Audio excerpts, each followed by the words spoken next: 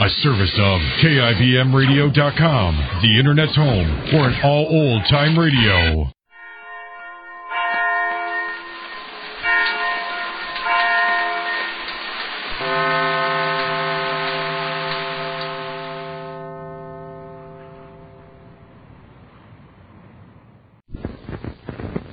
For a wash that's deep clean, sparkling clean, use deep cleaning Oxidol. Oxidol is deep cleaning. Deep cleaning. Deep cleaning.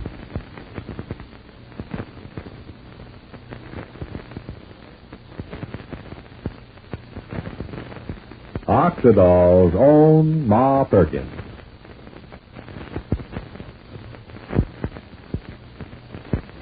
You know, ladies, especially today, with all the promises about this new wash day product and that new wash day product, the exciting news about deep cleaning Oxidol is of utmost importance to you. For deep cleaning Oxidol washes clothes deep clean, sparkling clean. It reaches deep down in the fabric and washes out the gray dirt left in by the leading wash day suds, the leading shortcut suds. Proof to women in amazing washing demonstrations. And I'd like you to hear from Mrs. Eugene Wessendorf of St. Bernard, Ohio, who saw this demonstration. Listen. In this washing demonstration, they used my clean clothes. Well, at least I thought they were clean because I had just washed them with the leading suds the way you're told to. Then they washed those clothes over again, this time with deep cleaning Oxidol. You should have seen the dirty wash water come out of those clothes I thought were clean. That dirty wash water showed me Oxidol really can get out the gray dirt left in clothes by those leading shortcut suds. Thanks, Mrs. Wessendorf. And ladies, I predict you'll get a big surprise, too, first time you use deep cleaning Oxidol. See for yourself how much dirt Oxidol can get out of your clothes. And for the biggest surprise, look at the clothes themselves. When you use deep cleaning Oxidol, your clothes look white and bright. Clothes feel soft and fluffy. Clothes smell sweet, too. Yes, clothes look clean, feel clean, smell clean, because they are clean with deep cleaning Oxidol. Yet, Oxidol is truly safe. Deep clean clothes stay brighter, new looking longer. So don't wash clothes with suds that leave dirt in. Get clothes deep clean, sparkling clean with deep cleaning Oxidol. Oxidol is deep cleaning. Deep cleaning. Deep cleaning. Ask your dealer for Oxidol today.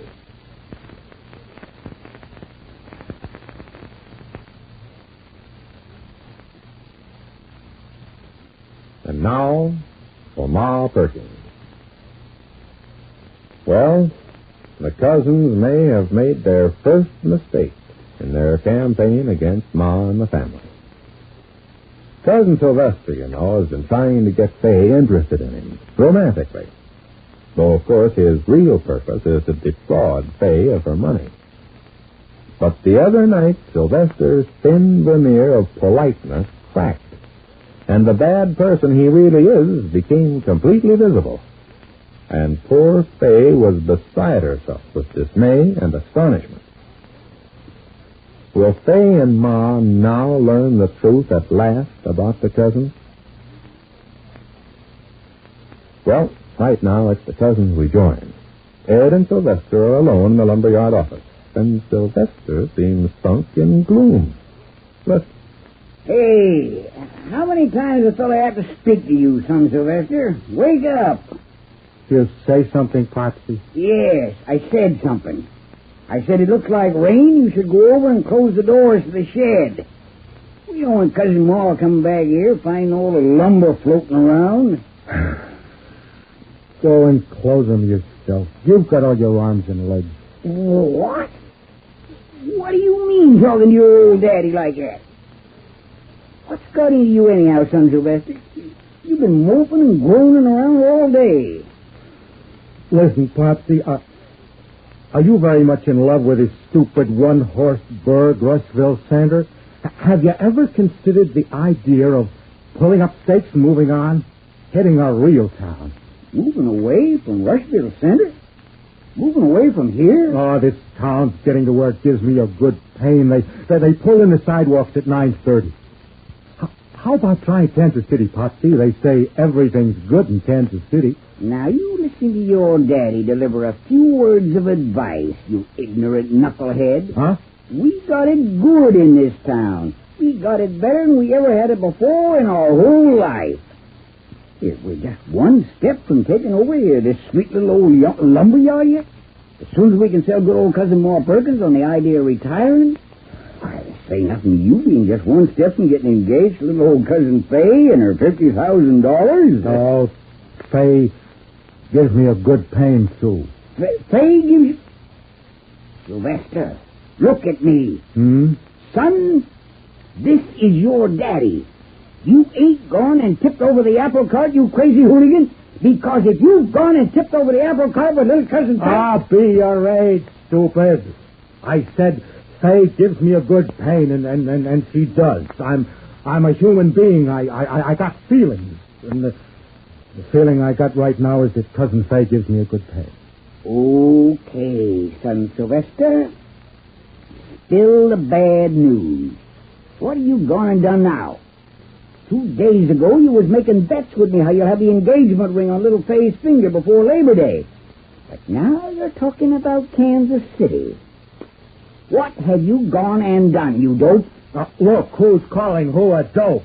How about that little deal of yours, Popsy, in Alaska, huh?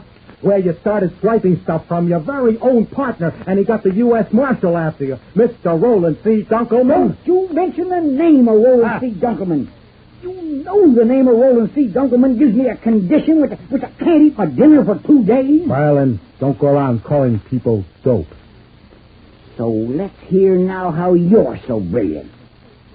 What have you gone and done to Cousin Fay so now you got yourself in Dutch? Who said I'm in Dutch? Your daddy says you're in Dutch. You've been in Dutch all your life. You mentioned Roland C. Dunkelman to me, and I mentioned a name right back at you. That little girl Marietta, the one Shuffles took up with. At least Roland C. Dunkelman don't have my address where I'm living, so he follows me to Rushville Center. But Miss Marietta, what's her name, certainly followed you to Rushville Center. We hadn't told lies and lies and lies till we was blue in the face. Our name would be mud with Cousin Ma and everybody else in this town. So come on, fat boy. How did you queer yourself this time with Cousin Fay? I can still patch it up if I want to. Don't start telling lies to me. Just yesterday you was telling me how in all your life you never went out with a classier girl than Cousin Fay. So skip the alibis and skip the build-up and get down to brass facts. What did you go and pull now? I think I made my play too fast. Honest, Popsy, in all my experience, it was never set up so good. Ever since springtime, I've been taking her out. So polite, so respectable. Letting that little punk of hers, Paulette, walk all over me. Spending big money giving her nothing but the very best. And for the little punk, not nickel ice cream cones, jumbo ice cream cones a dime. I never so much as held Fay's hand. We get home and she invites me in, and is it for a little dancing, Popsy? And maybe a little hugging while the lights are low? No. It's for a glass of milk and a cookie in her stupid kitchen. And all the while, she tells me what a great dancer I am. Every time I call her up for a date, sure, a pleasure. Oh, Cousin Sylvester, you're so nice to me. Brass facts, please. How long can a guy stand it? She's a cute number, and I'm human. I'm knocking myself out being a regular movie hero. And, well, so finally we're at the country club. She feels swell. We walk outside. I get the idea. Maybe I've been treating her too easy, see? Maybe that's why I've never got the first base. So I make one little teeny move in her direction. That does it. She hauls off and smacks you a good one right in your stupid fat chop. Stop calling me names. You ain't heard nothing yet, son Sylvester. I got names for you which even I myself ain't invented yet. So what happens? She balls you out? Worse. Worse? She looks at me real mad, Popsy. Then she runs back into the country club. Right to the clubhouse. We're at the country club, see, and by the time I can chase her, she's ducked into the ladies' room, and she got that snooty Gladys Pendleton guarding the door. And that Gladys Pendleton, she got it in for me for some reason or other. She says she'll give me 1 minute to get out of the club or she'll call the manager. Now, mind you, Popsy. Later on, I got Faye on the telephone back home.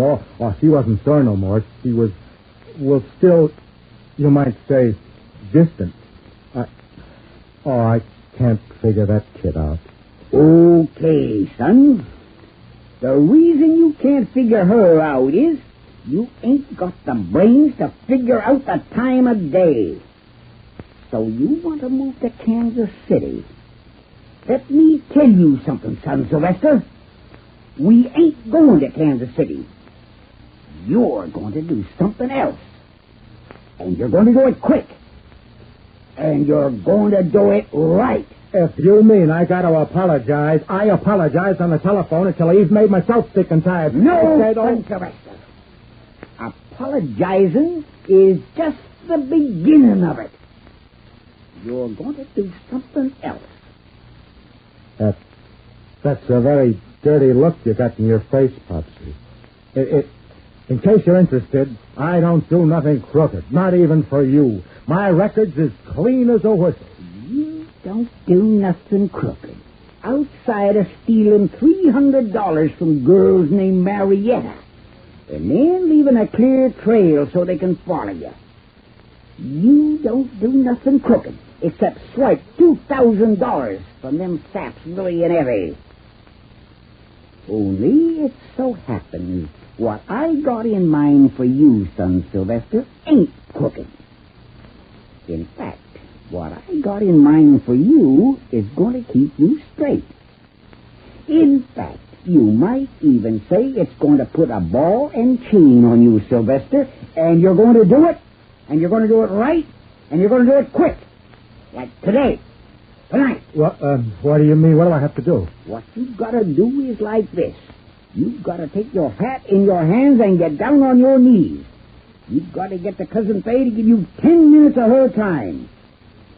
You're going to that little girl and you're going to say, Cousin Faye, please, let's get married. I can't live without you, Cousin Faye. Get married? But I still got a chance to get the money away from her without getting married. I ain't sure I want to get married. That's all right, son Sylvester. I'm sure I want you to get married.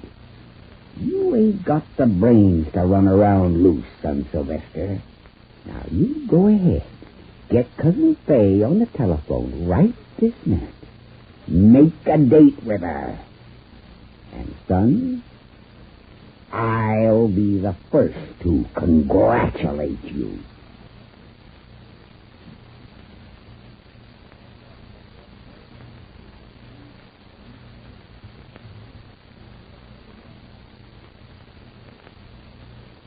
Ladies, if you have a really big wash to do each wash day, you'll especially welcome Deep Cleaning Oxidol in the Giant Economy Size package.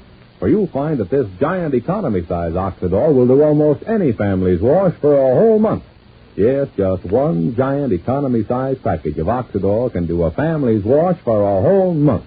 And what a wash you'll get with this Deep Cleaning Oxidol. A wash so sparkling clean you can see it's clean, feel it's clean, even smell it's clean.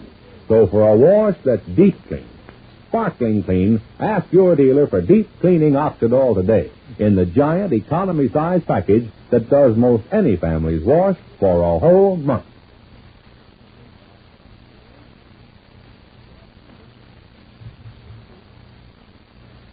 And so Sylvester is going to propose marriage to Faye. And what will Faye decide then? Well, Faye gets some advice from an unexpected source tomorrow. But now this is Charlie Warren inviting you to listen again tomorrow to Oxidol's own Ma Perkins. Same time, same station. For a wash that's deep clean, sparkling clean, use Deep Cleaning Oxidol. Oxidol is deep cleaning. Deep cleaning. Deep cleaning.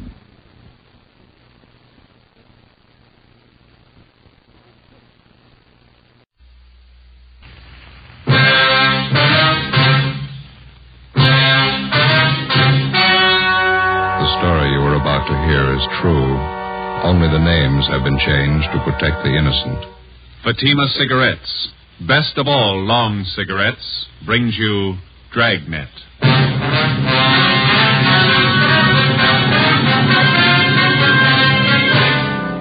You're a detective sergeant.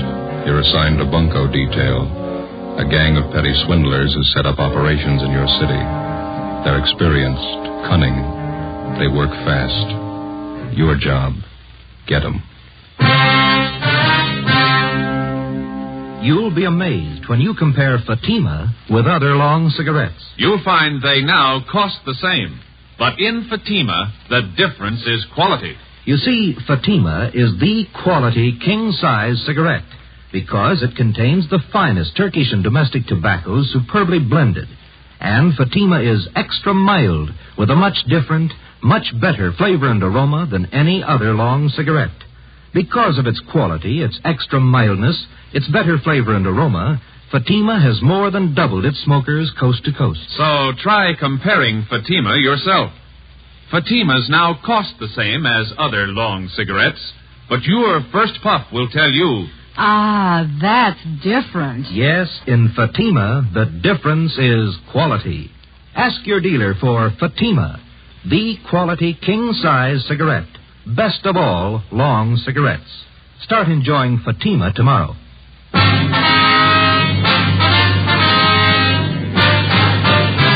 Dragnet, the documented drama of an actual crime. For the next 30 minutes, in cooperation with the Los Angeles Police Department, you will travel step by step on the side of the law through an actual case transcribed from official police files. From beginning to end, from crime to punishment, Dragnet is the story of your police force in action. It was Tuesday, December 14th. It was cold in Los Angeles. We were working the day watch out of bunco detail. My partner's Ben Romero. The boss is Captain McCauley. My name's Friday. It was 10:35 a.m. when I got to room 38. Bunko detail. Joe? Yeah, Ben. Joe, this is Miss Bergstrom. You talked to her on the phone last night? Oh, yeah, sure. This is my partner, Sergeant Friday. How you do? Glad to know you. Would you care to sit down? Thank you. I was downtown, so I thought it'd be just as easy for me to come in and see you. Did you bring those things with you, Miss Bergstrom?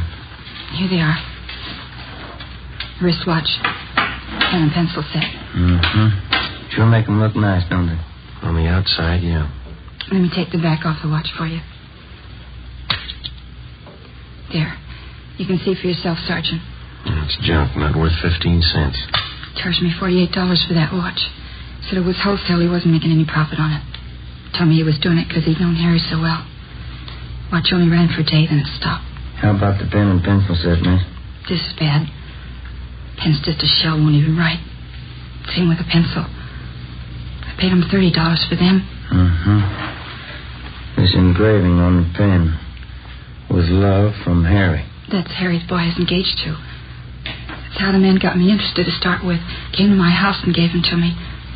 The watch and the pen and pencil. Said Harry had ordered them as presents for me. See? I just had to cry when he brought them. Poor Harry. When did this man come to your home, Miss Bergstrom? Yesterday morning. Guess I should have been more careful, but I didn't think anybody would do a thing like that. What kind of a story did he give you? Well, he came to the door and told me his name was Spencer. He said Harry had ordered these things as presents for me, and Harry told him to deliver them to my house. Watch looked beautiful in the case. I didn't know anything was wrong. I see. Would you go on, please? He told me it was a special order. Said Harry had written him from overseas a week before. Harry was in the Marine Corps, you know. Mm-hmm. Well, he said he hoped the engraving was all right. The way Harry wrote he wanted it in his letter. I just couldn't take it. I cried. This man, he pretended to be a close friend of Harry? Yeah. That's why I showed him the letter. One from the Marine Corps about Harry being killed overseas. When did you receive that letter, Miss Bergstrom? 2 days before. On Saturday. Harry's name was on the casualty list on Monday. Yes, we understand. What did the man do when you showed him the letter? He sympathized with me. Or he pretended to. I didn't think there was any trick. I didn't think anybody was that low.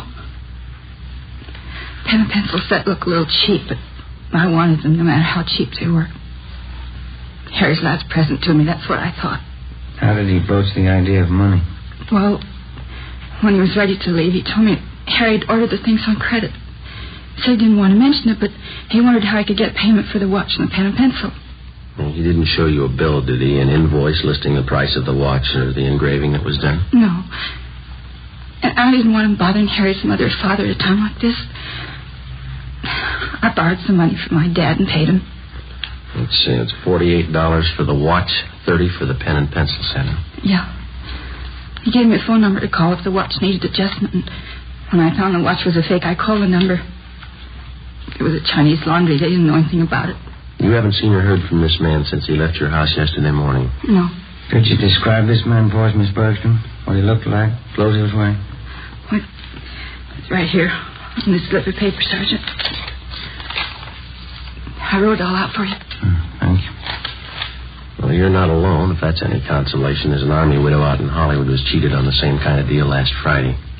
It's so cruel using a dead person's name to cheat you. Yes, ma'am. How can anybody get lower than that? They keep trying. Ben and I took Miss Bergstrom's crime report. The phony watch and pen and pencil set were booked as evidence. In the past 2 weeks, we'd received a half a dozen identical complaints from relatives or friends of lately deceased persons. The swindler, or con man, as he likes to be called in his trade, gets the names of lately deceased persons from the obituary column or the military casualty list in the newspapers. Then he fixes up some cheap article of merchandise with appropriate engraving and calls on the friends and relatives of the deceased. He pretends to know nothing about the death of the person whom he claims placed the order for the merchandise. In almost every case, the friend or relative agrees to pay for the articles at some exorbitant price. For the con man, it's a lucrative racket. For the public, a vicious one. Wednesday, December 15th, Ben and I looked up an informant, a former con man. What do you think of it, fellas? Been in business for 2 months, doing fine. What do you think of it? Looks great, Judge. Nice setup. Finest baby laundry in South Los Angeles. That's why I advertise. Hey, you don't think that's too broad, do you? No, I don't think so, Judd. You got some nice equipment here. Baby laundry. How'd you ever get started? Father-in-law set me up with a loan. Says he got tired of me trying to sell him bum watches. Well, that's a good break for you, Judd. Say, you got a couple of minutes? We'd like to talk to you. Sure thing. Come on back here. Okay. Fine, thanks. Yeah, it's squared away. Living a solid life. Not bad at all, you know. It surprised me. You ever see any of the old gang, Judge? Not much, no. Some of the old grifters look me up now and then, try to touch me, and I'll go. Hey, here you are.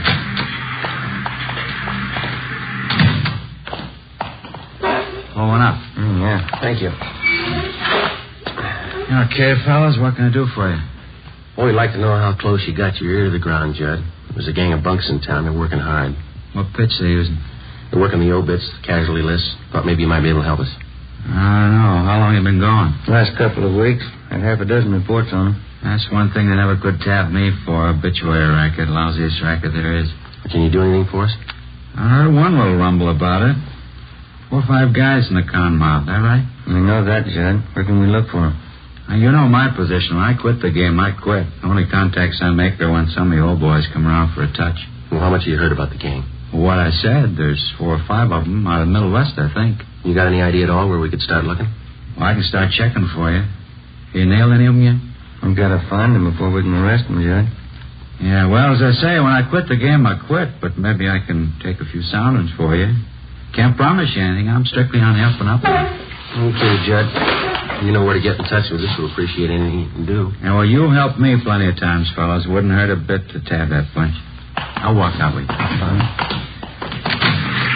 Yeah, see, you got all the machines going. Baby laundry business must be pretty good, huh? It's a staple commodity, fellas. Kids always need a fresh change. Just a minute. Yeah, look at this. Just look at the size of it. Yeah. You ever see anything so small in your life? It's cute, huh? Yeah, what is it? New kind of soakers, I think. Let's see the label here. Yeah, Mother Greg Super Soakers. Kids things, they sure give me a wallet, you know? Hey, we might as well check the office while we're here, Ben. Can I use your phone, Judd? Yeah, right over there on the wall. You got change? Yeah, thank you. I have.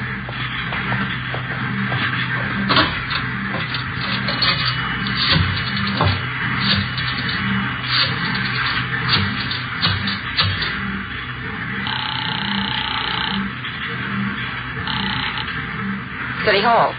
2572. 2572? Bunko fugitive, Brian. Joe Friday, Tom. Anything doing? Yeah, Joe. Think we might have a lead on those bunks working the obituary racket. What do you got? They reached a woman in Highland Park. Where are you? Baby laundry. Oh. Well, it's a Mrs. Westerly. Her daughter was killed in an auto accident. Last night they came around and sold the woman a watch her daughter was supposed to have ordered. Also a necklace and pen and pencil set. $250. Usual junk. Did you talk to this Mrs. Westerly? Yeah, we took the report. The man's description, his M.O., the rest all match up. What's the lead? She watched the man when he left her house. Yeah? He got in a taxi cab. 10:30 a.m. While Sergeants Bryant and Ullery got out a broadcast on the suspect, Ben and I drove to the offices of the cab company where we contacted the special agent. He helped us check the way bills for the preceding night. On the way bill for cab 213, we found the trip listed. Starting point, the intersection nearest the Westerly home. Destination, a hotel on South Flower Street. We went to the hotel and interviewed the desk clerk. From the description we gave him, he identified the man as Fred G. Norris from Minneapolis. At least that's the way he'd signed the hotel register. The clerk told us Norris wasn't in. We had him show us Norris's room. In his suitcases, we found quantities of dime store costume jewelry, monogrammed, and 24 cheap wristwatches and wallets and handbags done in poor quality imitation leather. Also a portable engraving set. The clerk told us that Norris was expected back shortly. We told him to say nothing to the suspect when he arrived. We called the office and arranged for a stakeout at the hotel, and we drove back to the office. 1 p.m. They told us Norris had been recognized from his description and picked up by Unit 17R on the way back to his hotel shortly before noon. Ben and I joined Sergeants Ullery and Bryant in the interrogation room where they were questioning the suspect. He looked about 40 years old, white, male American, about 6 feet tall, 170 pounds. He would admit nothing. Bryant kept questioning him. You're wasting our time on your own, Norris. Face it. You were playing a rough game and you lost. Now, how about it?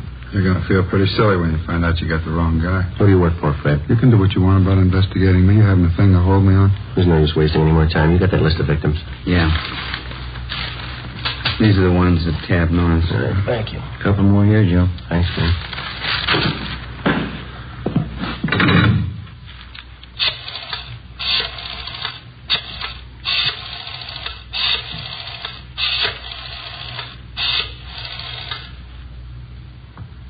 Hello, Miss Bergstrom there, please. Oh, this is Sergeant Friday, Miss Bergstrom. Bunko detail? Yeah, we picked up a suspect. We'd like to see if you can identify him. Would it be all right if we sent a card for you right now? All right, fine. Thank you very much. Bye.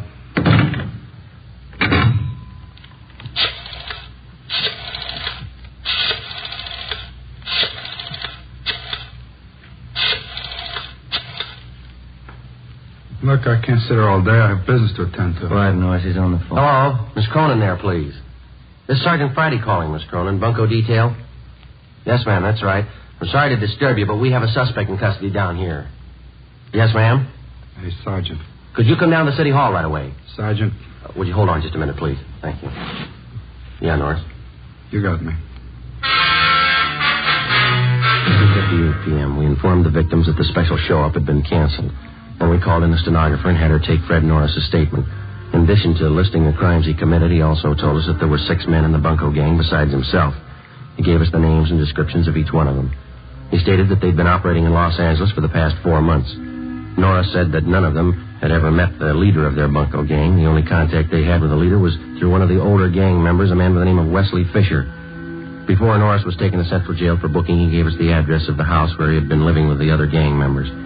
Norris's information on the suspects was checked through R&I. We got one mate, Wesley Fisher.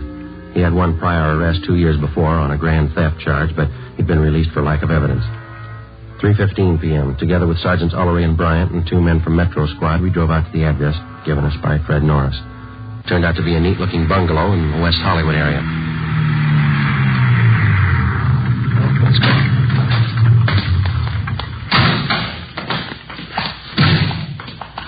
We can take the front door, Joe. Yeah. Say, Tom. Yeah? You want to have Johnson and Brewer cover the back of the place, please? Okay, Joe. Maury and I will cover the side. Thanks. Let's go, man. Did you want to see the people who live here? Yes, ma'am. Do you want to check for the termites now? I'm Mrs. Callahan, the owner. No, ma'am. We want to see the tenants. Oh, I'm afraid you're a little late. Is that so? They just moved out, bagging.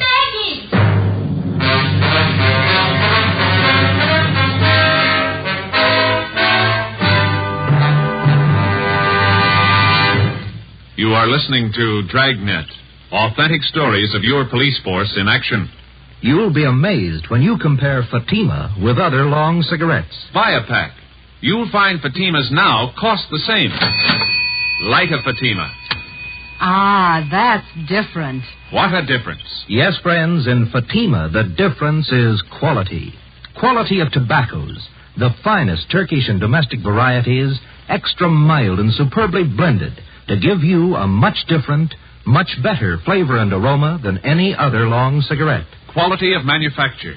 Smooth, plump cigarettes, rolled in the finest paper money can buy. Quality, even to the appearance of the bright, clean yellow package, carefully wrapped and sealed to bring you Fatima's rich, fresh, extra mild flavor. Try comparing Fatima yourself. Fatimas now cost the same as other long cigarettes, but your first puff will tell you... Ah, that's different. Yes, in Fatima, the difference is quality. Ask your dealer for Fatima, the quality king-size cigarette. Best of all long cigarettes. Start enjoying Fatima tomorrow.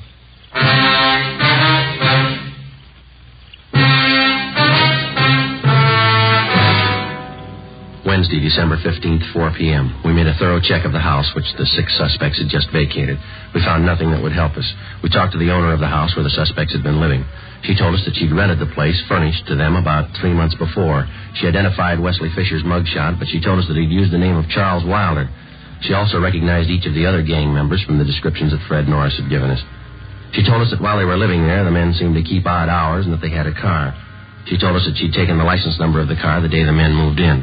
The number was checked with DMV. It was registered in the name of Wesley Fisher, 1008 California Street. It's a transient hotel. The manager told us Fisher had moved about 9 months ago. There was no forwarding address. We got out an all-points bulletin on Wesley Fisher requesting that all occupants in his car be held for investigation of grand theft. Thursday, December 16th, 8 a.m. Oliver Ray Bryant, Ben, and I met with Captain McCauley.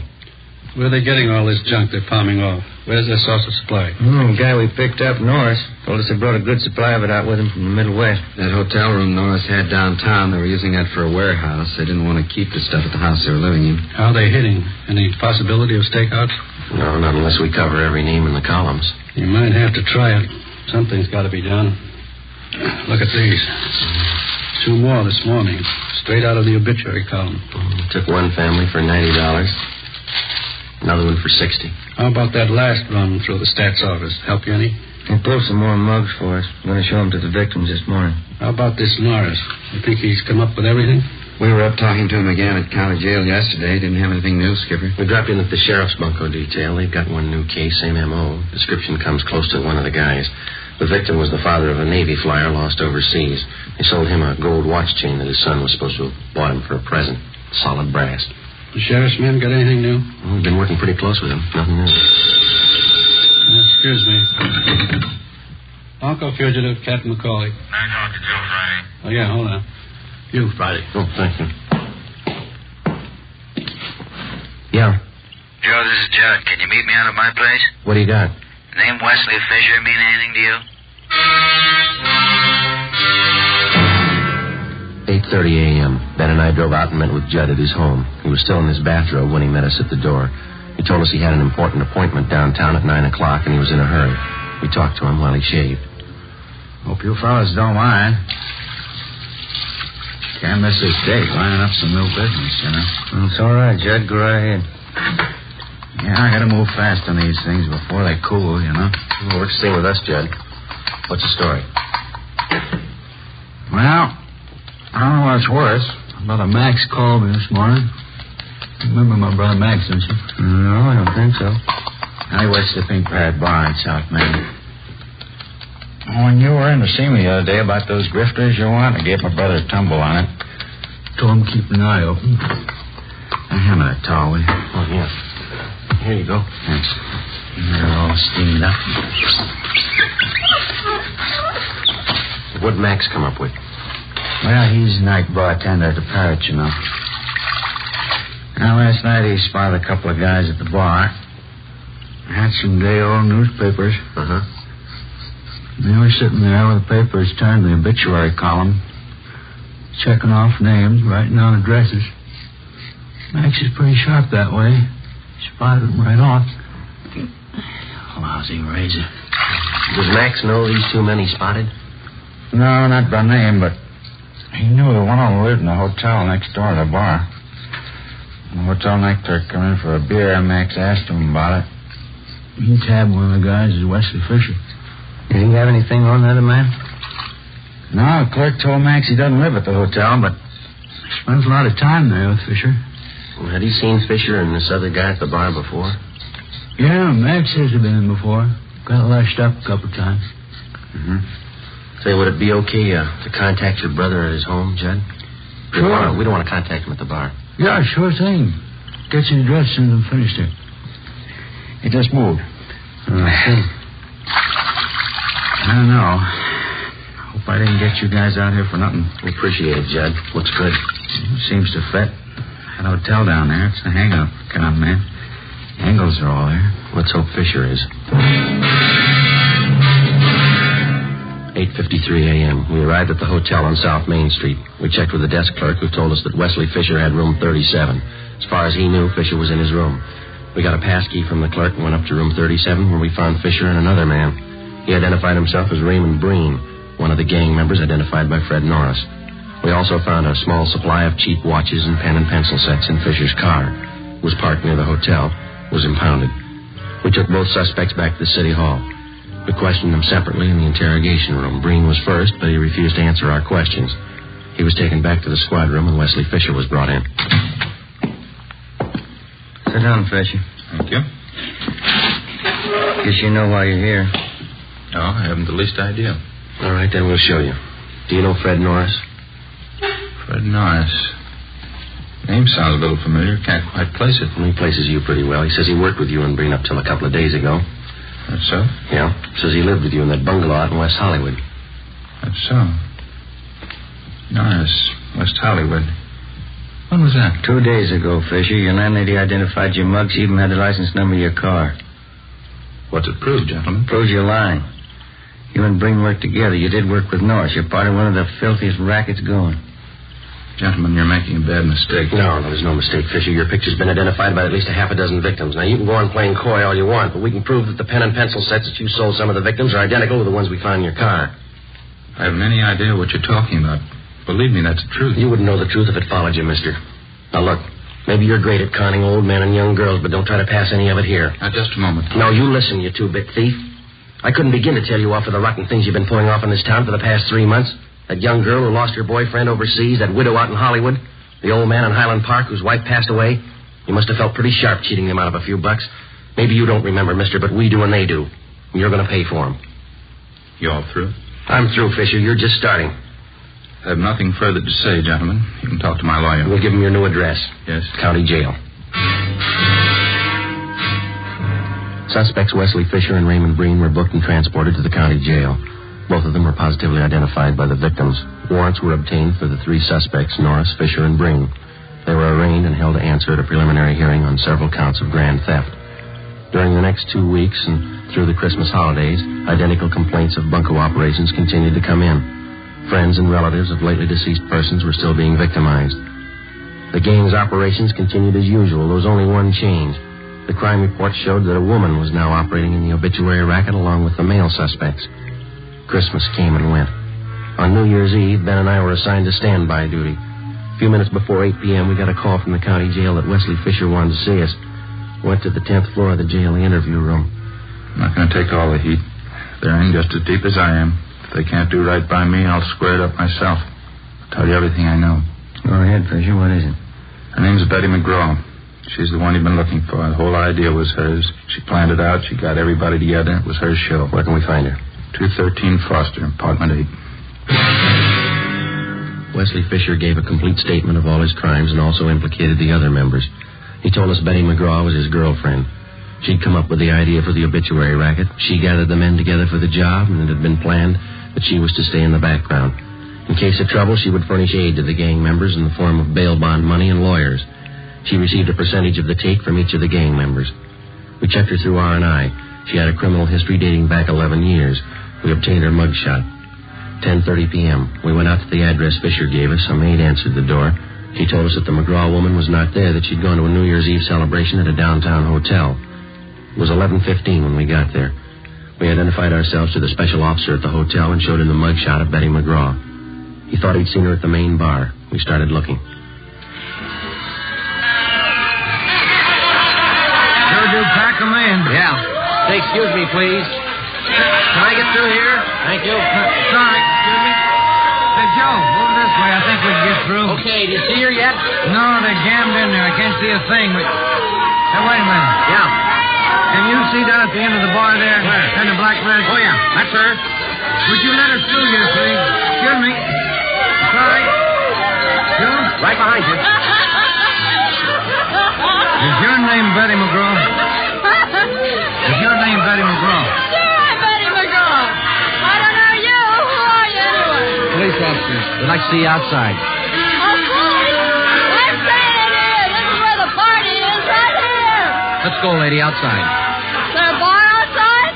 I didn't know there was a bar outside. Okay, Ben. Come on, Lenny. I don't know you at all. I'm not going. I'm not going with you.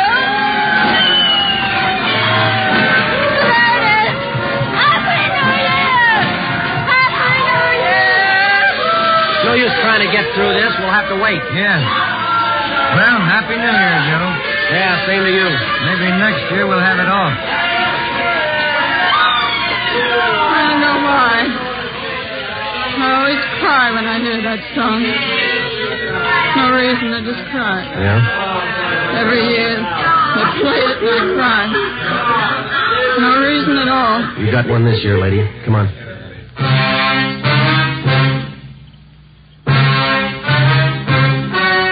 The story you've just heard was true.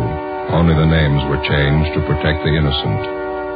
On March 28th, trial was held in Superior Court, Department 93, City and County of Los Angeles, State of California. In a moment, the results of that trial. Now, here is our star, Jack Webb. Thank you. In the past few weeks, I've asked you to send me the names of cigarette dealers who are out of Fatimas. You see, the demand for Fatimas is so great that I want to make sure that all of you can buy them. So keep your letters coming. If you find a dealer fresh out of Fatimas, let me know and we'll have something done about it. Write your dealer's name and address on a card and mail it to me, Jack Webb, Post Office Box 951, Hollywood 28. That's Jack Webb, Post Office Box 951, Hollywood 28. Now for you, Mr. Dealer. The coming holiday season will find new thousands insisting on Fatima quality. So step up your order for Fatimas tomorrow. Get in on the increasing demand for the quality long cigarettes.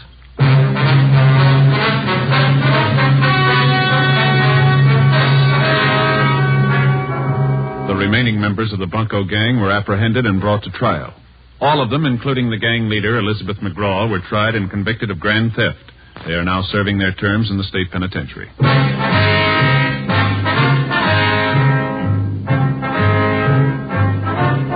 You have just heard Dragnet, a series of authentic cases from official files. Technical advice comes from the Office of Chief of Police W.H. Parker, Los Angeles Police Department.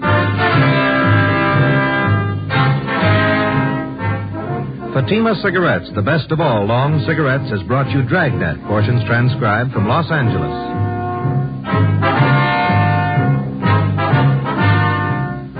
Coming up, We the People, then Screen Directors Playhouse on NBC.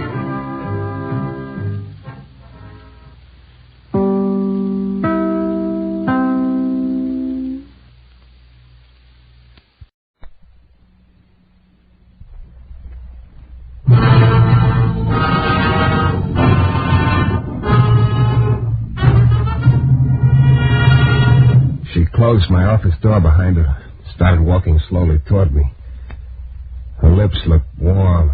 Her eyes looked cool. Matter of fact, everything about her looked awfully good to me, except for one thing. That big black gun she was pointing at my belt buckle.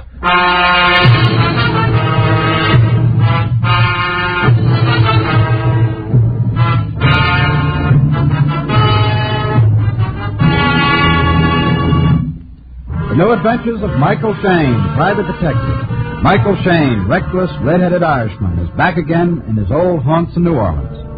This is your director, Bill Russo, inviting you to listen to another transcribed episode which we call The Case of the Wandering Fingerprints.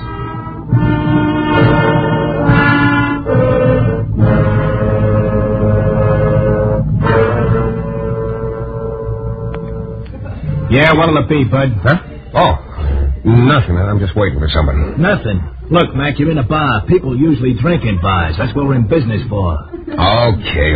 Give me a bottle of pop. A what? A bottle of pop.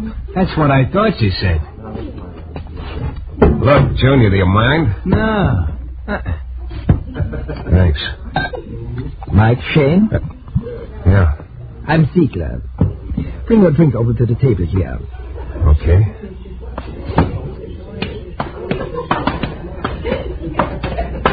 Been waiting long? Just a couple of minutes. Well, let's have it. You said on the phone they'd be going. That could be. Look, Ziegler, let's not play guessing games. What's your pitch? You and I are going to be partners, Shayne. Partners? What do you mean? I've got a little proposition you are going to go for. You know, you sound awful sure of yourself. Oh, I am. Well, let's have it. All right. Know anything about electrolysis? Look, I'm no chemical engineer. I am, sort of. Enough of one to have figured out this process. Look, will you do me a favor? Start at the beginning. All right. I've got a process by which I can transfer fingerprints. You can what? Transfer fingerprints. From one place to another. Any place. You're nuts. Am I? Can't be done. Don't take any bets on that, Shayne. You'd have to pay off. Look, I tell you, it's impossible. It's simple, if you know how. So you dust the prints with a certain chemical powder. You follow me? You take a picture of them, then make an electrolytic plate from the negative. Then dip it in acid. Then you make a mold from liquid rubber. And there you are. Where? With a little rubber stamp of somebody's fingerprint. Look, I don't know anything about this chemical double talk you're giving me, but the whole thing's impossible. You just can't... Like I say, don't take any bets. Now, here's where you figure. We're going to start a little fingerprint service. We sign up various clients. They all pay an initiation fee, a large one, as a matter of fact. Just a minute. What do these people get for signing up? Well, it's not so much what they get if they sign up. It's what they get if they don't. Yeah, that's what I thought. Their fingerprints turn up in the wrong place. Exactly. Beat it. Now, Shayne, that's not a very wise attitude. If you think I'm going to be a front man for a blackmail racket... That's an ugly word, Shayne, but that's more or less your job. To locate promising clients for me. I said beat it. You know, you're not being smart at all. Look, maybe you didn't hear me. All right, I'll give you a little time to think it over. But you'll come around. Yeah? Don't you take any bets on that. Oh, you will come around, all right. Because, you see, you have no choice. And before very long, I think you'll see exactly what I mean.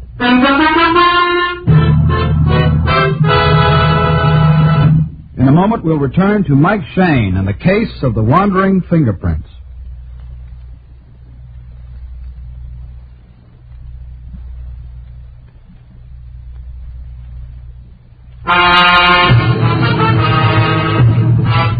Well, you run into all kinds, I guess. But that day, I'd hit the jackpot when a character named Ziegler told me to meet him in a bar and offered me the charming job of being a front man in a friendly little blackmail setup. I still didn't believe he could transfer fingerprints like he said, but he sure seemed convinced of it. I turned down his deal in a hurry. He implied I was making a large-sized mistake. Then, as I sat at the table watching him leave, I saw him stop at another table near the door. There was a cool-looking brunette sitting there alone. Ziegler said something to her and jerked his head in my direction. The brunette favored me with a long, cold frown. Then Ziegler left, but the brunette kept dissecting me with her eyes. I got the hunch that she was in the deal some way with Ziegler. Finally, even though the expression on her face was pushing me back, there was just too much there for me to stay away from. So I picked up my glass and went over to her table. Hello? The answer is no. What did I ask? What else would you call it? Look, maybe we'd better run through this again from the beginning. Why? Well, maybe we'll come out with a different answer. One that makes a little more sense. The answer will still be no, and that makes plenty of sense to me anyway. Good night, Mr. Shayne. Yeah. I sat there with my mouth open while she walked out the door. And I was one puzzled guy. What that little conversation was all about was way beyond me. Either I'd missed a few key words here and there, or else the girl was passing up a great career as a mind reader. The bartender came over to the table about then and started picking up the glasses, so I left. It was still early, and I suddenly felt like doing a little of the town. So I called a redhead I know and asked her if she was busy. She wasn't, so we took in the town. The next morning, feeling chipper as a school kid on Saturday, I tripped down to my office, opened the door, picked up the mail on the floor, and started for my desk. Then I stopped. The chair behind my desk was rocking slowly back and forth, and it was occupied. Hello, Shayne. Well, Inspector Lefevre. Inspecting again? Sit down. Yeah, thanks. You decided to move your headquarters here, or is this a social call? Wrong twice. Well, it's early yet. I'll sharpen up. Now, let's see. What could it be this time? Murder? Maybe robbery? Robbery. Arson? Huh? Robbery. Look, I was kidding. I wasn't. No, wait a minute, Lefevre. What goes? You know an old family named Chartier, Shayne? I live in the quarter. Chartier? No, why? Sure. I said no. Haven't paid any social calls on him lately? Say, last night? Look, I told you I don't know him. Why would I be paying him a call? Just trying to give you a break, Shayne, but you won't even go halfway. What are you talking about, Lefevre? I'll tell you. Last night, the Chartier home was broken into. Bunch of jewelry was stolen. What's that got to do with me? I don't know yet. Maybe plenty. We found your fingerprints there. My Oh, no. Oh, yes. Inspector, there must be some mistake. My fingerprints couldn't have been there. Shayne, fingerprints are sort of a hobby with us. There wasn't a mistake. They're your prints. How come? I don't know how come. Oh, no, it couldn't be. You're pretty hard to convince. Well, that's not what I meant. I meant... Skip it. It'd sound like it was right out of a book. What would? Look, Lefevre, I didn't rob the Chartier home. Give me credit for more brains than that. I had given you credit, Shayne. That's what puzzles me. Hey, any idea what time the robbery took place? Between 12 and 1. Hey, you know, I'm awfully happy to hear that. Mm-hmm. Alibi? Yeah, I had a date with a redhead. Yeah. You happen to remember her name? Of course, she's a friend of mine. Patty Bannockirkin. Patty Bannockirkin. Now, Shayne. Look, could I make up a name like that? You could. We'll check it. Yeah, I know you will, Inspector. And, keep in touch, huh? Yeah, I know.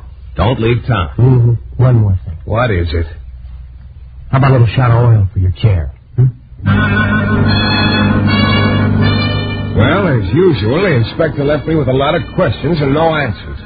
Not even an answer about the squeaky chair. I sat there for quite a while trying to figure out another logical explanation. And I finally gave up. As far as I could see, there was only one answer. Ziegler was able to transfer fingerprints. And he'd taken this very quaint way of proving it to me. I spent a little while in a half-hearted search for a can of oil and gave up. I guess I must have been staring unhappily out the window for maybe 15 minutes when I heard a slight noise behind me. I turned around and looked up. There, standing beside my desk, was my friend Ziegler. Hello, Shayne. You again. Me again. You had a visitor a little while ago, didn't you? Inspector Lefevre. So? What did he want, Shayne? He just heard a new joke and had to run right down here and tell me. I think he wanted to tell you about that robbery at the Chartier place. And about your fingerprints being there. Okay. I don't know how you did it, but... Very simple. I told you. My process. Yeah, your process. Look, you may not realize it, but I was just lucky enough to have an alibi for last night. If I hadn't... Oh, but I do realize it. I know you had an alibi. And that's just the way I wanted it. You what? Certainly. I didn't want you to get into trouble. This time... Look, I don't get it. But I don't want to get it. This little game you're playing, it's not going to work. I told you once, I'm not going to be front man for your blackmail pitch, and I still mean it.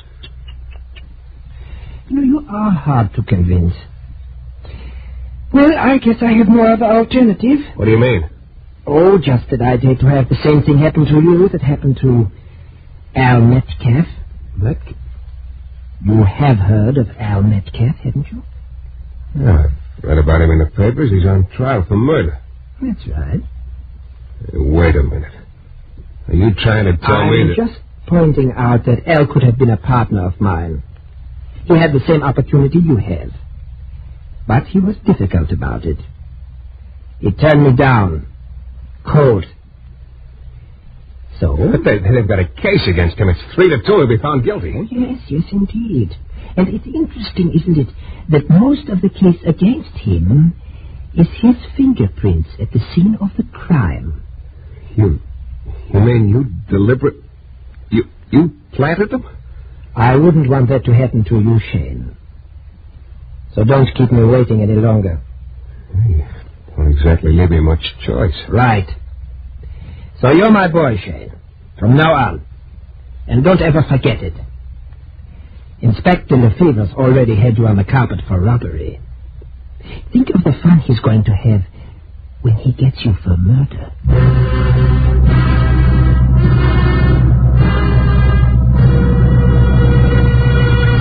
In a moment, we'll return to Mike Shayne and the case of the wandering fingerprints.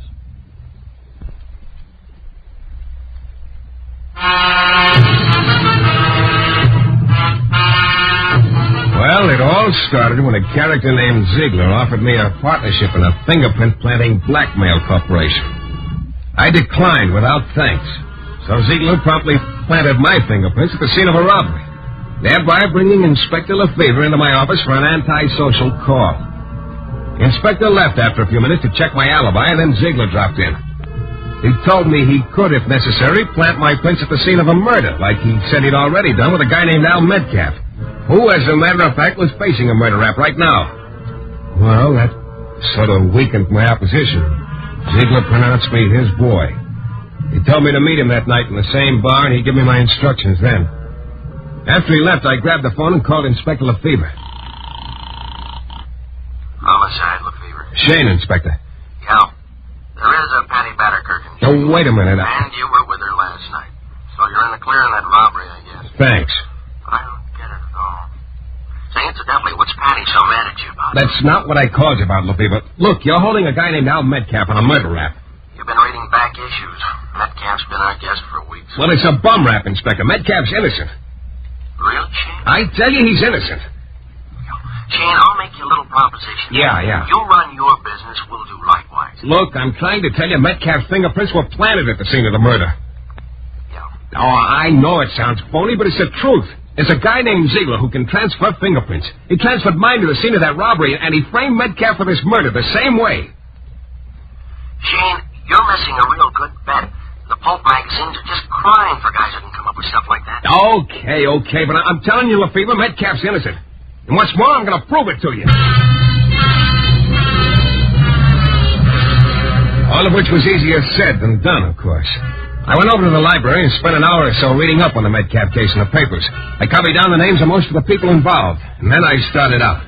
The first guy I tried was a pawnbroker. Sure, no doubt about it. Metcalf's the guy who bought the gun from me. The gun that killed Joey Krause. I checked off the pawnbroker's name and went to see the woman who'd been the dead man's landlady. I saw this Al Metcalf go into Mr. Krause's room that night, just about 5 minutes before the shot was fired. And Metcalf was the only visitor Mr. Krause had that night.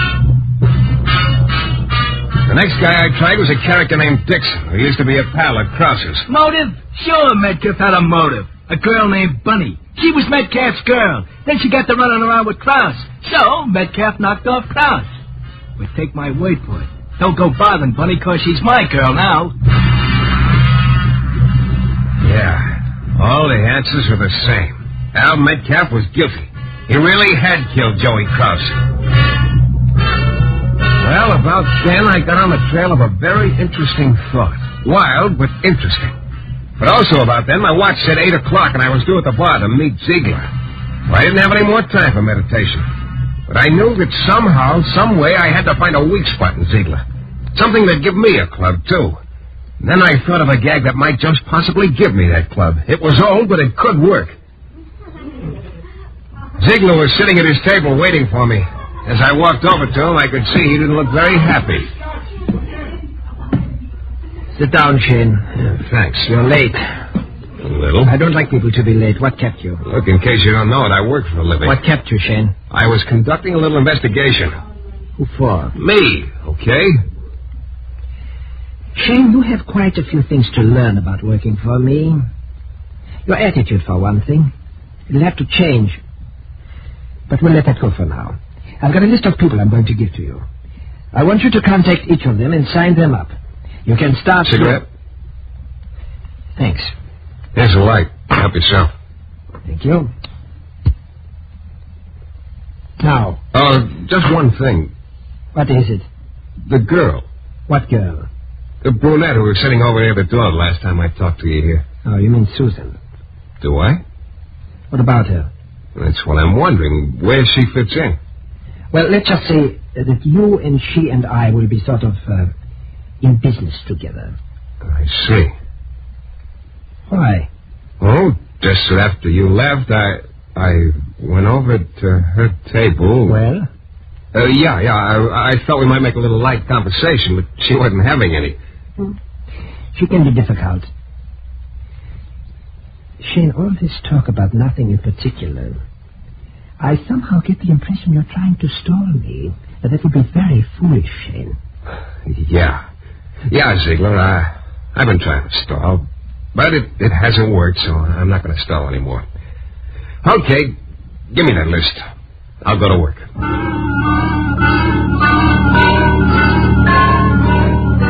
He grinned, gave me the list, and left. Yeah, I was right. I wasn't going to stall anymore. Because that stray thought I'd started working on before had come back. And what brought it back was my remembering I'd taken my drink over to Susan's table that time before. Yeah, I was pretty sure I had the answer now. But pretty sure wasn't sure enough. I scooped up my cigarette lighter and went down to police headquarters. I dropped the lighter off in one of the offices so that the boys could admire it. And then I went to see Inspector Lefebvre. Oh, that boy just loved to swing back and forth in desk chairs. He was at it again.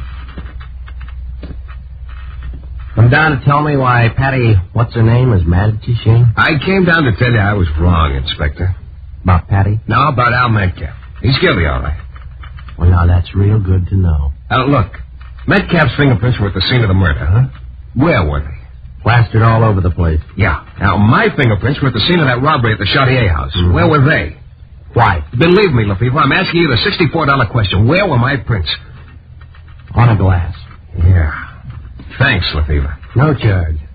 Oh, you leaving? Uh-huh. I gotta see a girl named Susan. Need any help? No, this is sort of a private deal. Sure you don't need any help? Sure. There is one thing, though. What's that? A chair of yours could stand a shot of oil, too.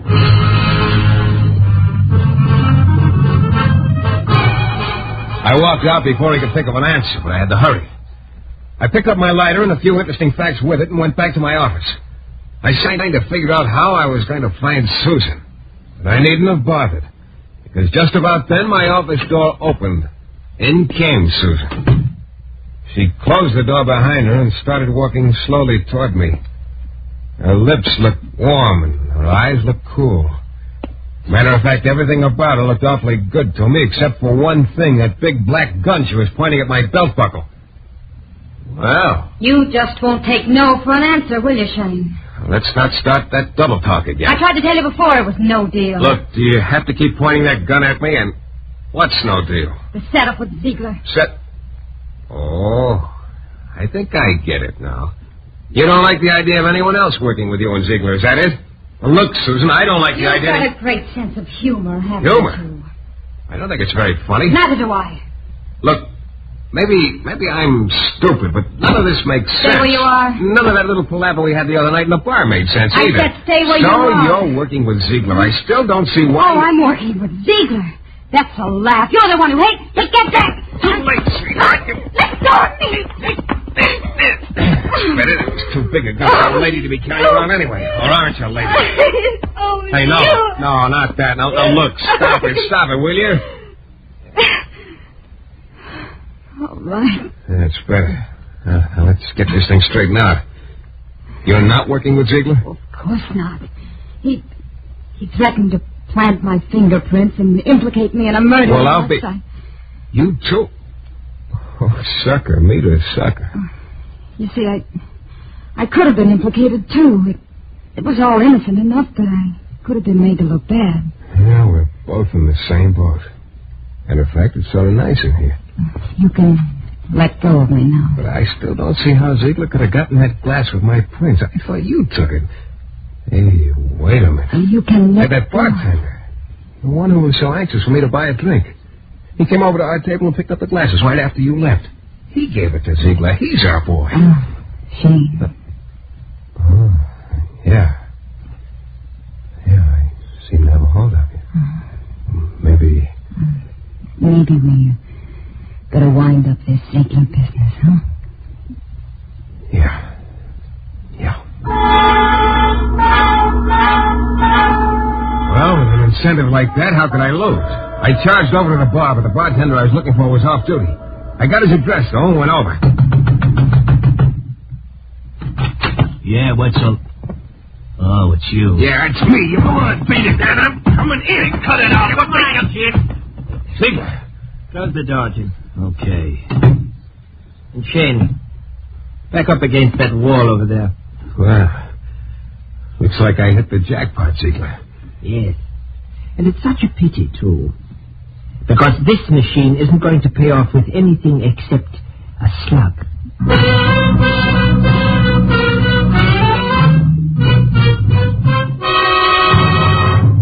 In a moment, we'll be back with a thrilling climax to tonight's Michael Shayne adventure.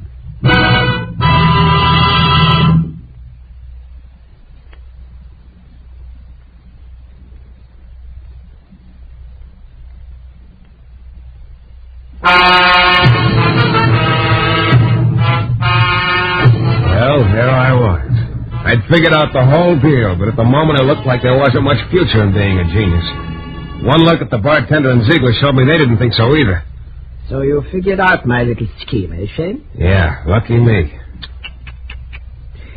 You know, I thought the mention of the Metcalf case was going to keep you in line. You pulled that one out of the headlines and tried to make me think you had something to do with it. It seemed to work for a while, anyway. Yeah, until I found out Metcalf really was guilty. We're wasting time, Ziegler. The rest wasn't too tough. I have to admit it was a pretty slick little scheme. I thought so. Planting that glass with my prints, then making me think you'd transferred the prints from one place to another. Ziegler. Oh, incidentally, you were so interested in the general subject of fingerprints, you got me interested in them, too. Yours. Mine? Uh-huh. I got them off my cigarette lighter. Remember, you used it. Clever, clever. And the boys down at headquarters did a little checking for me.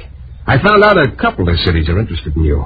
Topeka, for one. A bunco charge there, I think. You're always a man for a fast deal, huh? You're very thorough, Shayne. I admire it. But... all right, Jim. Yeah. The bartender picked up an empty bottle. Then he held it by the neck, swung it onto the side of the table, and broke it. That left him with a jagged stub in his hand. He started toward me with it. I don't like broken glass, but there wasn't much I could do. I raised my arm in front of my face. Take care of him, Nikes. Well, Shayne? Well, Inspector Fever. How'd you know? When the boys reported to me that you'd brought in some fingerprints belonging to this guy, Ziegler, I thought maybe we better find out what was cooking. So we tailed you. Right into the oven. Inspector, would you believe it if I told you I was awfully glad to see you? Yeah. Shayne. Yeah? It's a good thing you didn't need any help. Huh? No comment. Well, that was just about that. Lefebvre told me I was in line for some $500 from Topeka. The reward posted to Ziegler. So I was really on top, and I went busting back to my office to tell Susan to pick up where we left off. Susan. When I got there, she was gone. I waited, but she didn't come back. I'm still waiting. You know, somewhere along the line, that girl must have read the old fable about getting somebody else to pull hot chestnuts out of the fire for you. Not that I minded that so much, but at least she might have flipped a few shells my way. Oh, well. There's always Penny Batterkirkin, I guess. This is your director, Bill Russo, again. Our story is based on characters created by Brett Halliday. The music is composed and conducted by John Duffy, and Michael Shayne is portrayed by Jeff Chandler. The New Adventures of Michael Shayne is a Don W. Sharp production, transcribed in Hollywood and distributed exclusively by the Broadcasters Guild.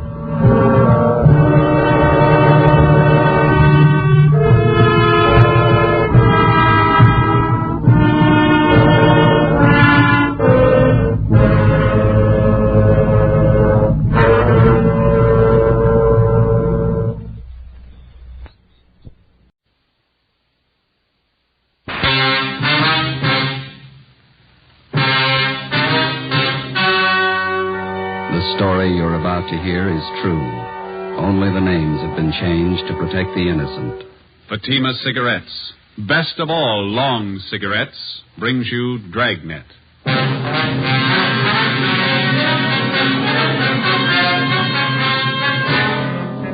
You're a detective sergeant.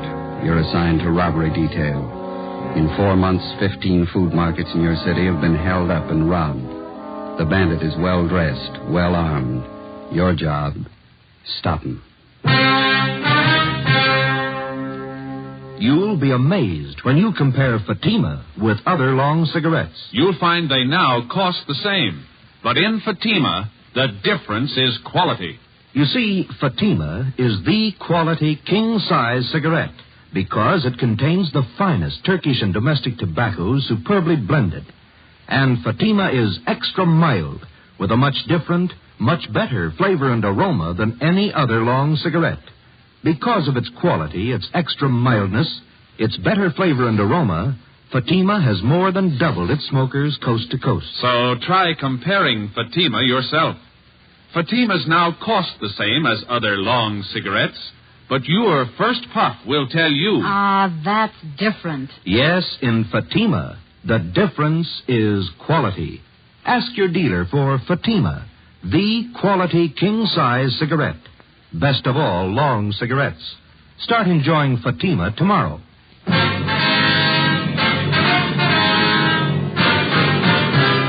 Dragnet, the documented drama of an actual crime. For the next 30 minutes, in cooperation with the Los Angeles Police Department, you will travel step by step on the side of the law through an actual case transcribed from official police files. From beginning to end, from crime to punishment, Dragnet is the story of your police force in action. It was Monday, February 12th. It was cold in Los Angeles. We were working the night watch out of robbery detail. My partner's Ben Romero. The boss is Thad Brown, chief of detectives. My name's Friday. It was 9:48 p.m. when we got to room 25A, interrogation room. Have a chair, Mr. Pollard. Yeah, thanks. Now, what is it that you want to tell us, sir? Well, you have a cigarette, please? Yeah. Here you are.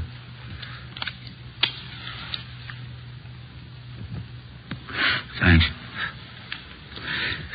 I'm a little nervous. It's never happened to me before. What's that? Well, after I thought it over, I knew it wouldn't be any use to keep it up. I knew you'd find me. Well, I think I quite follow you. I want to confess. That's why I came here. Yeah? I knew I was doing wrong. I just couldn't help myself. What have you done? I'm not trying to defend myself. I needed money, that's all. Wasn't anything else I could do. Well, we still don't know what you're talking about, Pollard. Been after me 4 months. Thought maybe you'd recognize me from the description. Some of the people must have seen me. Hmm? Those food market holdups? You pulled those robberies by yourself? Yeah, 15 of them. Needed the money. Pollard, is that your true name? That's right, Jeff Frank Pollard. You ever been arrested before? Drunk charge, that's all. I don't know why I went wrong. It just did. You ever done any big time? No. Well, why do you want to confess? I get it off my mind. I want to tell somebody. Everybody. Look, call in newspapers. I'll give them the whole story. I'll tell them everything. How many of those markets did you hold up, Pollard? 15. You said you needed the money, is that right? Why? Personal reasons. Now, look, you got a light again. The smoke's out there. Yeah. Here you are. Yeah, thanks. You used pretty much the same routine on all of the holdups, is that right? Yeah, I only pull one job a week. Figured that was the safest way. Dressed pretty well, like a salesman. Always had a briefcase with me. Is that where you carried the gun? Yeah. Always worked, too. I'd show up at closing time, get the manager in the back room, then pull the heist. What kind of a gun did you use? Service pistol. I had it from when I was in the Army. How do you usually work it? Oh, when I got the manager alone in the back office, I'd just pull the gun and I'd say, give me the money, all of it. They knew I wasn't fooling. They'd give me the dough. You don't seem to fit the hold-up man's description too closely. Did you wear a mask on those jobs, did it? Sometimes it did, sometimes it didn't. How about the man who worked with you? Where's he? Wasn't anybody else, just me. Worked him alone. That's where you cops were wrong. You thought there were two of us, didn't you? We thought so, yeah. Pulled every job by myself. That's where I crossed you up. I knew what I was doing. I didn't need any help. Well, how about that market out on West 7th that you held up last night? Did you pull that one alone, too? Yeah, sure. I always work alone. Guess I had you guys going, huh? Your story doesn't come very close. The man we're after doesn't use a service pistol. He never wears a mask, either. What are you guys getting at? I told you I pull those robberies. I ought to know how it happened. I use a service pistol. Did you use it in that robbery last night, the one out on West 7th? Sure, I always use the same gun. Last night was no different. You're wasting time, mister. How do you mean? Look, I just want to confess. No, sir, there wasn't any robbery last night. On further questioning, the suspect, Frank Pollard, broke down and admitted his confession was a lie. He explained that he wanted the publicity to impress a girlfriend. We had him fingerprinted and delivered him to the Georgia Street Hospital detail. It was filed on and then removed to the psychopathic ward at the county hospital for further examination and treatment. Our 4-month-old search for the market bandit went on. In the 2 weeks that followed, we tracked down more leads. They led nowhere. The real market bandit was still at large. On the night of February 25th, he hit again, this time at a supermarket out on Santa Monica Boulevard.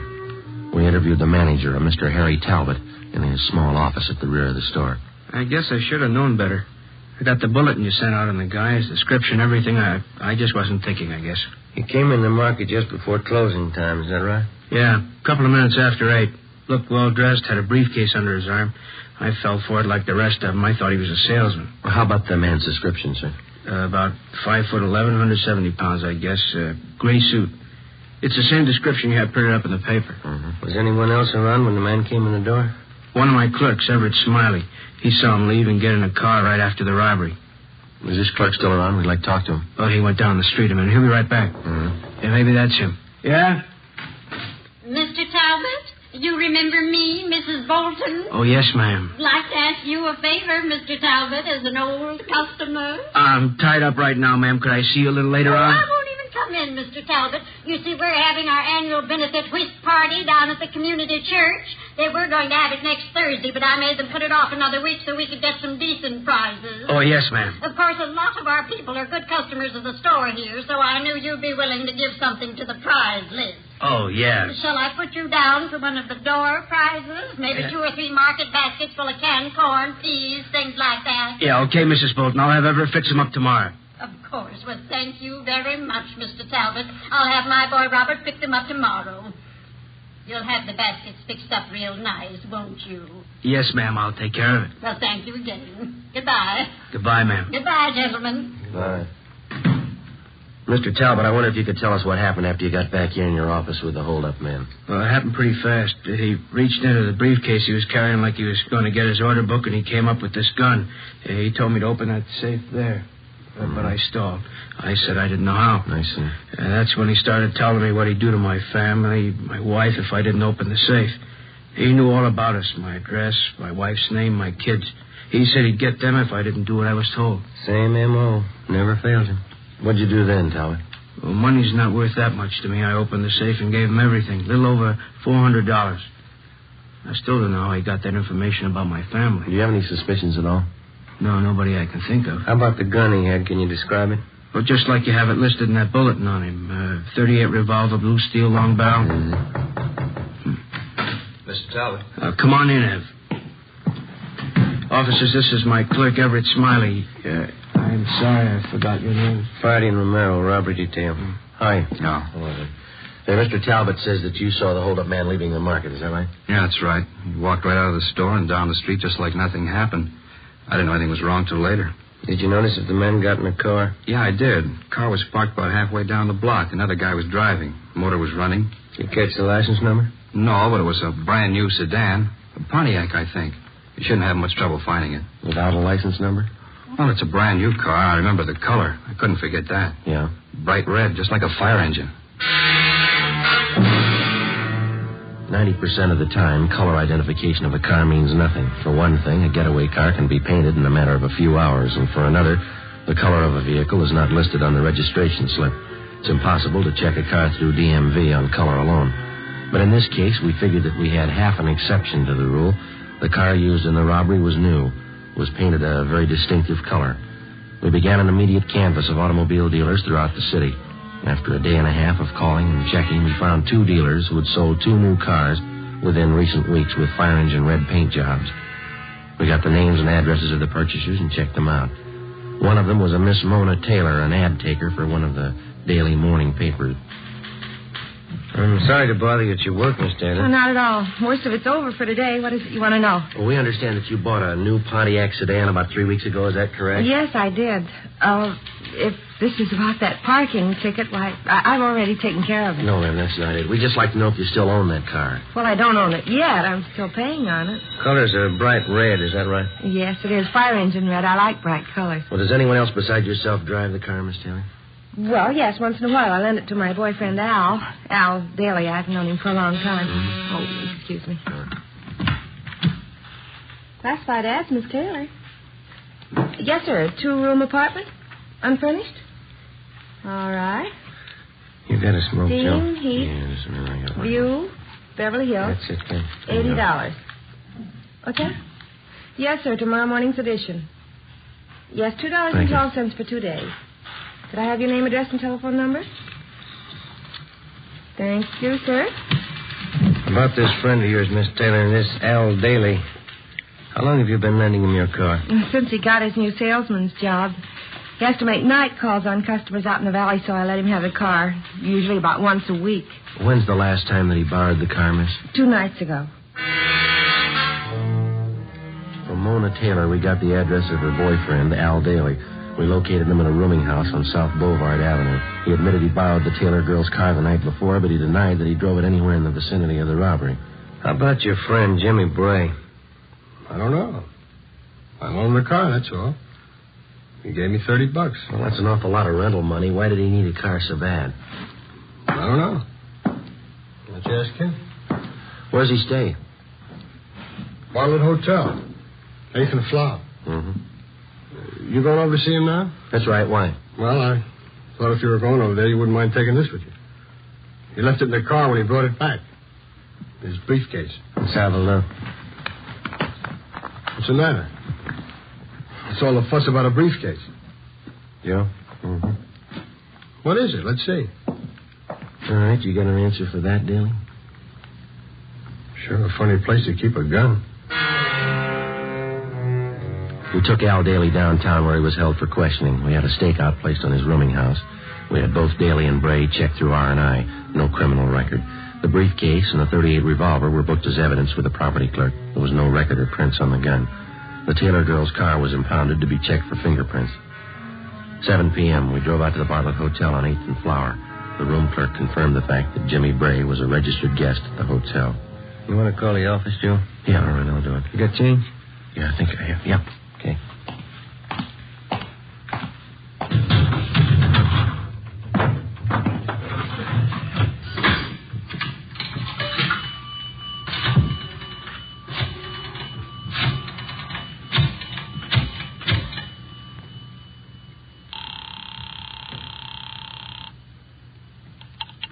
City Hall. 2511. 2511.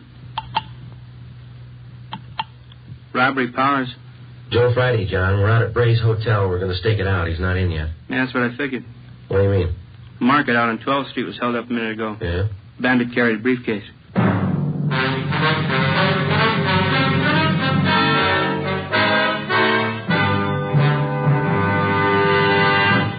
You are listening to Dragnet, authentic stories of your police force in action. You'll be amazed when you compare Fatima with other long cigarettes. Viapack. You'll find Fatimas now cost the same. Light a Fatima. Ah, that's different. What a difference. Yes, friends, in Fatima, the difference is quality. Quality of tobaccos, the finest Turkish and domestic varieties, extra mild and superbly blended to give you a much different, much better flavor and aroma than any other long cigarette. Quality of manufacture. Smooth, plump cigarettes rolled in the finest paper money can buy. Quality, even to the appearance of the bright, clean yellow package, carefully wrapped and sealed to bring you Fatima's rich, fresh, extra mild flavor. Try comparing Fatima yourself. Fatimas now cost the same as other long cigarettes, but your first puff will tell you... Ah, that's different. Yes, in Fatima, the difference is quality. Ask your dealer for Fatima, the quality king-size cigarette. Best of all long cigarettes. Start enjoying Fatima tomorrow.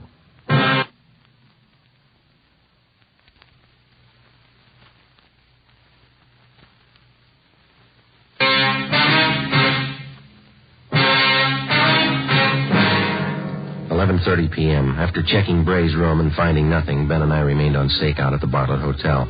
The suspect failed to show up. At midnight, Young and McKenzie came out and relieved us. We drove back to the office and got the particulars on the holdup of the 12th Street Market. The M.O. was almost exactly the same as in the other 16 robberies. The victim's description of the holdup man matched perfectly with Bray's. By noon the next day, the suspect still had not returned to his hotel. An intensive canvass of the immediate neighborhood around the Bartlett Hotel netted us nothing. Nobody remembered Bray. We checked the bars and restaurants that he was known to patronize. No one had any idea where he might be. Details at the airport, railroad stations, and bus terminals were alerted. We got out a supplementary description on our original APB. The sheriff's office was kept advised. 2 days passed. Still no sign. We questioned and re-questioned Al Daly. Either he couldn't or he wouldn't add anything to what he'd already told us about Bray. A series of stakeouts were placed at food markets in areas where Bray had staged robberies previously. A composite picture of the suspect was made up and given wide distribution throughout the city. It all went for nothing. The following Tuesday, March 4th, Bray robbed a neighborhood market in Highland Park of $150. I had to give him the money, Sergeant. He threatened my wife and kids. Said he'd see something happen to them if I didn't open the safe. Did you say he wore gloves, sir? That's right. I thought it didn't jibe at first. A salesman wearing gloves like that. Didn't think about it till it was too late. Did you notice if he was on foot or did he get away in a car? He had a car, all right, parked down the street there. Saw it through the window. Another fellow was at the wheel. Mm-hmm. Did you notice anything else about the car, the license number maybe? No, I couldn't see that, but it was a coupe. I'm sure of that. Yeah? It was red, bright red. There was one angle we couldn't figure. If Bray was bent on a steady career of robbery, why did he use an escape car painted the most conspicuous color possible? We checked out Mona Taylor's car again. There was no connection. The search went on. 2 weeks, 3 weeks, another month. Bray kept to his usual schedule, one robbery a week. The legwork went on, too. On March 20th, we got a call from one of Ben's informants. He told us that he'd seen a man answering Bray's description in the Venice Park amusement area down by the beach. Well, we drove down to Venice to check it out. Pretty good crowd for a cold night. Yeah. Where do we find this friend of yours? See where the merry-go-round is up ahead? Yeah? Just beyond that. He runs one of the booths. You throw baseballs at phony milk bottles, 3 chances for a dime, you know. Oh, yeah. He and his wife run it. They've been out here for years. I don't know how they ever make a living at it. Hey, those hot dogs smell good, don't they? Is that your friend's booth across the way there? Yeah, it is. Come on, fellas. Show the girls how you can throw a baseball. Spill the milk. How about it? We'll let the girls have a free throw. Step up and win a prize. Looks like Maud's running the place tonight. Maud, that's his wife. Oh, yeah. How you doing, Sergeant? Cold night, huh? Hi, Maud. This is my partner, Joe Friday. How are you? Glad to know you, Joe. Guess you're looking for Scooter, huh? Yeah, is he around? Just down the way, Sarge. Hey, how about it? Sailor, try your luck. 1 thin dime. Spill the milk. Pretty good crowd tonight, Maud. Oh, yeah, but they're not spending. Hasn't been good at all lately. Where'd you say your husband was, ma'am? Just down the way. Old man Hudson's out to chow. Scooter runs the merry-go-round for him while he eats. Yeah, thank you, Maud. We'll drop back and see you before we leave. Right. Glad to meet you, Joe. Yeah, glad to meet you. Goodbye. What do you say, girls? Have the boys show you how good they can throw. Spill the milk. How about it? Scooter, is that what you said? Is that the guy's name? Yeah, that's right. He used to run the scooter drome. You know, the little electric cars you drive around, bumpers all around them? Yeah, yeah. All right. Hey,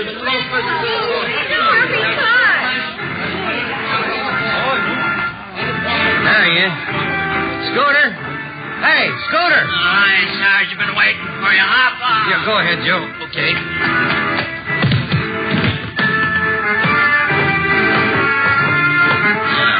How you doing, Sarge? Good to see you. Scooter, my partner, Joe Friday. How are you? Yeah, glad to know you, Joe. I guess we can talk here as well as any place, huh? Sure. What's the story, Scooter? It's like I told you on the phone. Murphy down at the Penny Arcade, he noticed the guy first. He pointed him out to me. He sure hits close to Bray's description. Well, when did you first see him? Oh, 2 nights ago. I wasn't so sure it was Bray the first time. Then I saw him last night. That cinched it. I didn't hear that. I said I saw him last night. That cinched it. Oh. Well, when did this Murphy, was that his name? When did he first see him? About a week ago. He's got an eagle eye for strangers who hang around. Murphy thinks the guy's staying out here someplace. Is there any idea of where? Yeah. Just a minute. No jumping around like that, son. Now you'll fall off and bang your head. Kids. Where'd you spot this man, Scooter? Same place Murphy did it. He's hanging around the shooting gallery down the way. The guy who runs the place is new. We don't know him well enough to ask him about it. You mean this man who looks like Bray just hangs around the counter there? Well, no, not exactly. You see, there's a little office to one side of the shooting gallery, and the times I seen the guy, he was either coming in or going out of there. Mm-hmm. When's the last time you saw him, Scooter? I say, when's the last time you saw him? Earlier tonight, about 6:30. I think Murphy's right. The guy's holding up in there. Hold on there, Curly. Now, don't try to get off the merry-go-round till it stops. That's the girl. Thank you a lot, Scooter. We'll check back with you before we leave. Yeah, okay, Sarge. I hope it helps you out. I'm glad I met you, Joe. Right, see you later. There's the shooting gallery down there by the bullseye, son.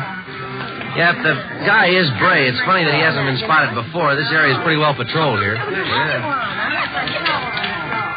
Try your skill, fellas.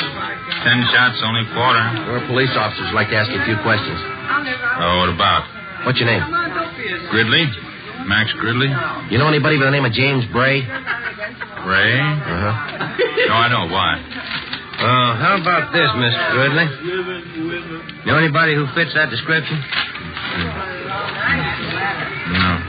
No, it doesn't mean anything to me. What's the matter, anyway? Well, a man answering that description has been seen entering and leaving this office right next door over here. It's part of your concession, isn't it? Yeah, that's right. But I'm the only one who uses it. Somebody must have got the wrong slant. Then you wouldn't mind if we looked it over. Routine investigation. Well, I don't know. Yeah, all right. I'll come around and open the door for you. All right, come on.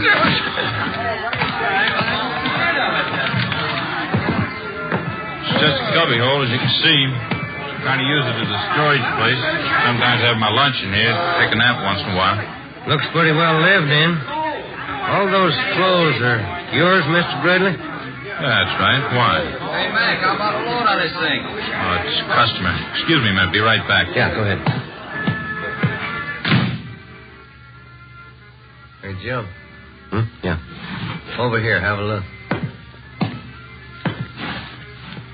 This towel. Yeah. Look at the name stenciled on it. Bartlett Hotel. 9:30 p.m. We advised the shooting gallery operator not to attempt any phone calls. Then I called the office, and Ricketts and Powers came out to help us with a stakeout on the shooting gallery and the adjoining office. Ben and I covered from the Penny Arcade directly opposite the shooting gallery. Ricketts and Powers were staked out 2 doors away at a stand that advertised handwriting analyzed, 25 cents. We waited. Ben munched on a bag of popcorn. 10:30 p.m., no sign of the suspect. 11 o'clock, still no sign.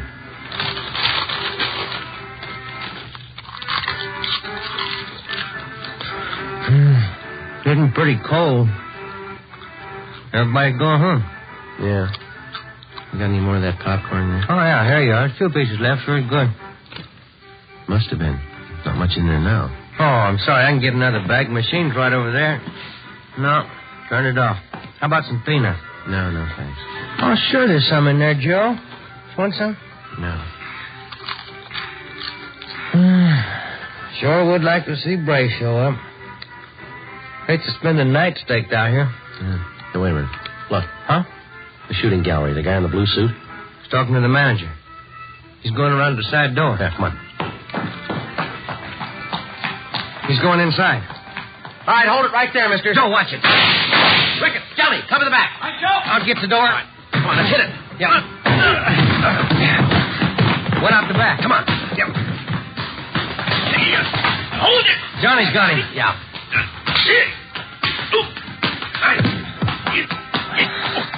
Good. Johnny, you okay? Yeah. They're rough. Let's roll him over, huh? Yeah, all right. How about it, Joe? Short, dark complexion, fat. What do you think? I don't know, but it's not Bray. Ricketts and Powers remained on stakeout at the shooting gallery while Ben and I took the suspect downtown along with the proprietor of the shooting gallery, Max Gridley. We had the man treated for cuts and bruises at Georgia Street Receiving Hospital, and then we took him to the office. He identified himself as Blake Chatfield, an unemployed salesman.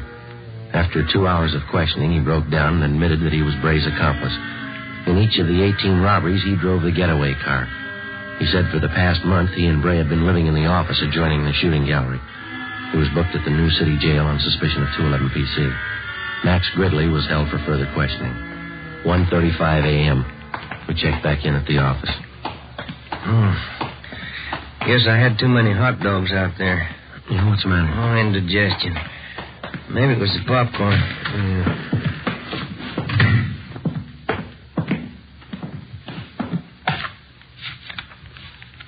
A couple of messages in the book. The wife wants you to call her before you go home. Uh-huh.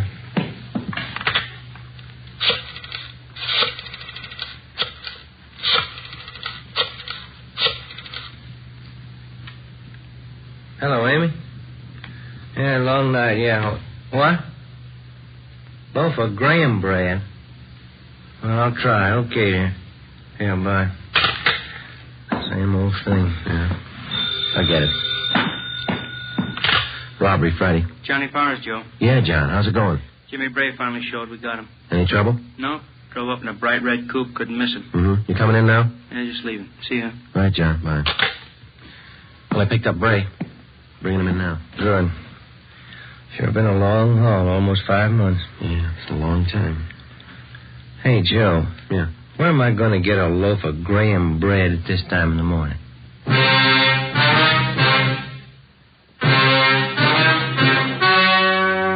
The story you have just heard was true. Only the names were changed to protect the innocent. Now, here is our star, Jack Webb. Thank you. For the past few weeks, I've asked you to send me the names of dealers who are out of Fatimas. You see, the demand for Fatimas is so great, I want to make sure that all of you can buy them. So keep on writing. If you find a dealer fresh out of Fatimas, let me know, and we'll have something done about it. Write your dealer's name and address on a card and mail it to me, Jack Webb, Post Office Box 951, Hollywood 28. That's Jack Webb, Post Office Box 951, Hollywood 28. Now, a word for you, Mr. Dealer. The coming holiday season will find new thousands insisting on Fatima quality. So step up your orders for Fatima tomorrow. Get in on the increasing demand for the quality long cigarette.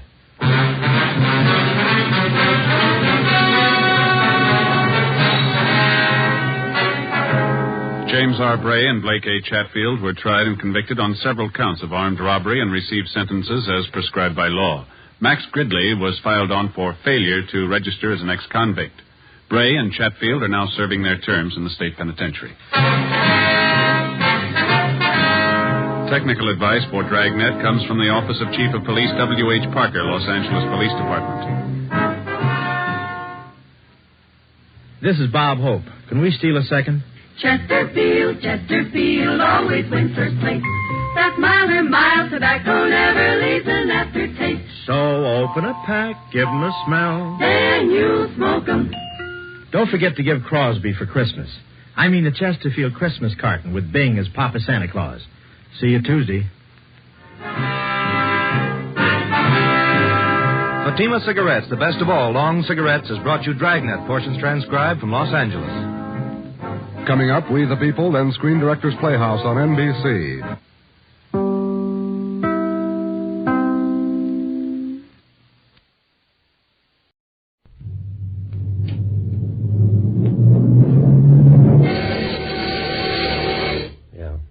Johnny Madero, Pier 23. You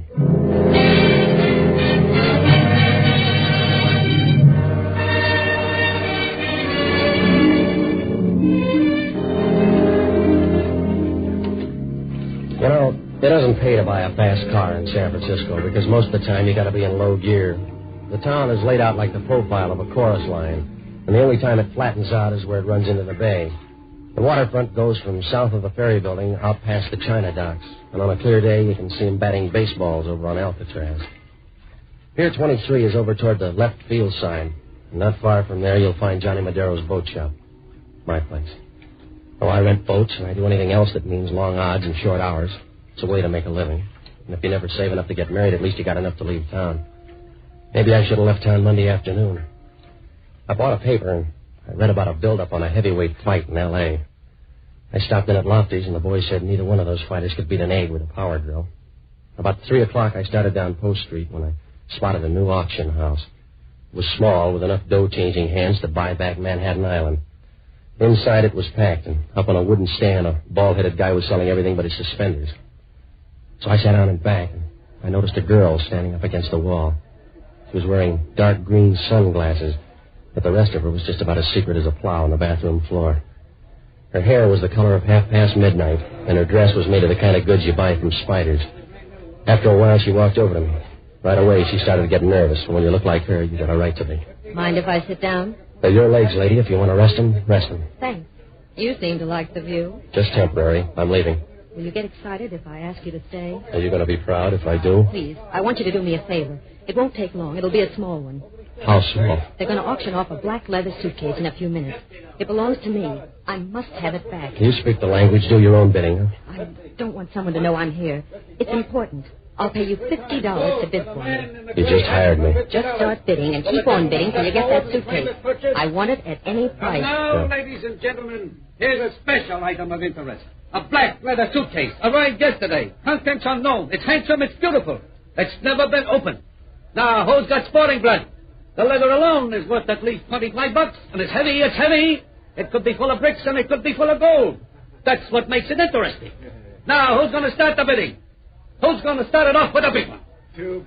Come on. That's an insult. $2? Who'll give 15? $10. 10. Who'll give 30? 10. Who'll give 30? Start pitching for our team, mister. $25. 50. Double it. 100. 100. The man in the gallery bids 100. You heard him, folks. 100. Who'll give 2? 200. 200. You got competition, lady. I got you. Keep doubling. 400. 400. That man in the gallery's got second vision. He knows what the suitcase is worth. The bid's 400. Who'll give 800? 4. Who'll give 8? 800. 800. The man in front here says 8. Who'll give 1,000? The bid's 800. Who'll give 1,000? Go ahead. Surprise the man. The OPA won't like this. You're working for me now. Make it 1,000. 1,000. 1,000. The man is back. Bids $1,000. Who'll give 1,500? 1,000. Who'll give 1,500? All right. 1,000 once. 1,000 twice.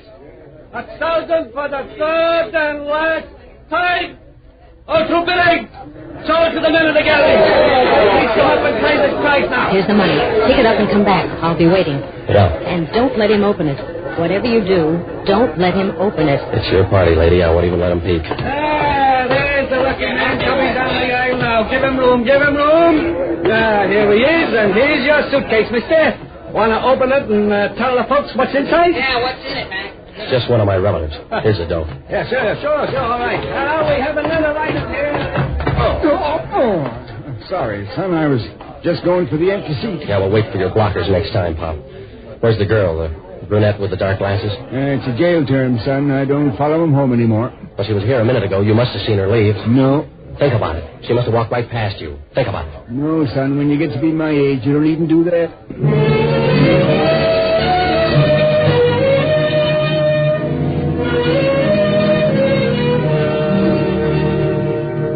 I felt kind of silly, the same way you do when you find a hole in your sock at the shoe store.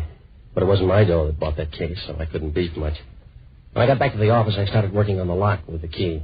The case was made of plain black leather, and it was kicked around more than Minnie's gong. Then I opened it. A shiny-looking saxophone was laid out in 3 parts.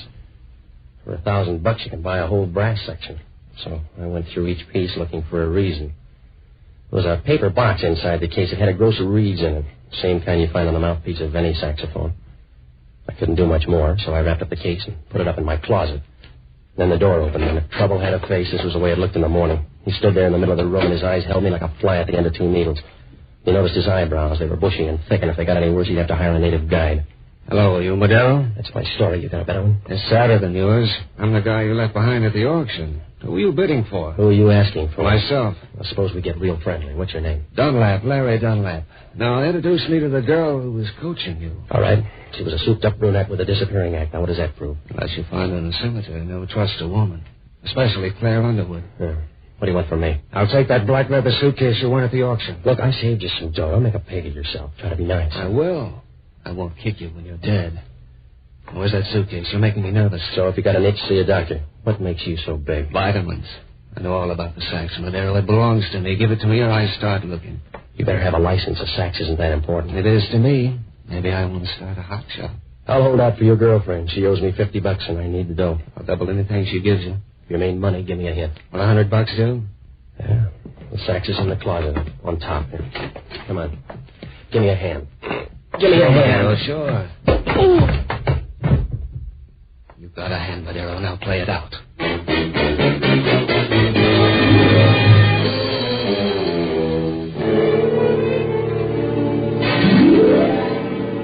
Some days you're not going to make out any better than an ice cube at a cocktail party.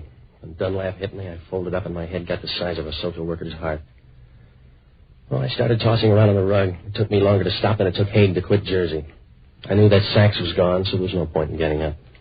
I started dreaming about that day a Cleveland bellhop gave me a key to the wrong room. It was going all right, too, until somebody began shaking me. In that small room, I didn't have to look up to know who it was, because Inspector Warchek of San Francisco Homicide is the kind of guy you stand next to in a hurricane and wonder what happened to the ventilation. Making a wish, Madero? Yeah, here, so it didn't come true. What are you collecting? Alibis. What's yours for last night at 12 o'clock? That wasn't bad. You got a witness? No, you can't win them all. Yeah, that's the way a guy named Charlie Reiser felt. So maybe it's an epidemic. So maybe you started it. Someone shot him dead. The guy was a musician. Try some of the neighbors. I'll try you first. You're reaching, Warchek. I never even heard of the guy. Oh, that's a handicap, Madero. Maybe you just heard of his instrument, huh? All right, let me guess. It was a sax. Hey, you're very bright. An auctioneer helped me trace it down to you. Now, what's the pitch? A wild one, Warchek. A dame forced me to do her a favor. Uh-huh. I bet you force easy. She paid me to bid for the sax and then took a powder after I won it. You got an active memory. Does it include a name? Yeah. Claire Underwood. Run it down and see what it gets you. Oh, now stop threatening me, Madero. I think that sax is tied in with the murder. Now, where is it? You're a little late. A torpedo named Larry Dunlap just walked in and sapped me for it. Yeah? How hard did he sap you, Madero?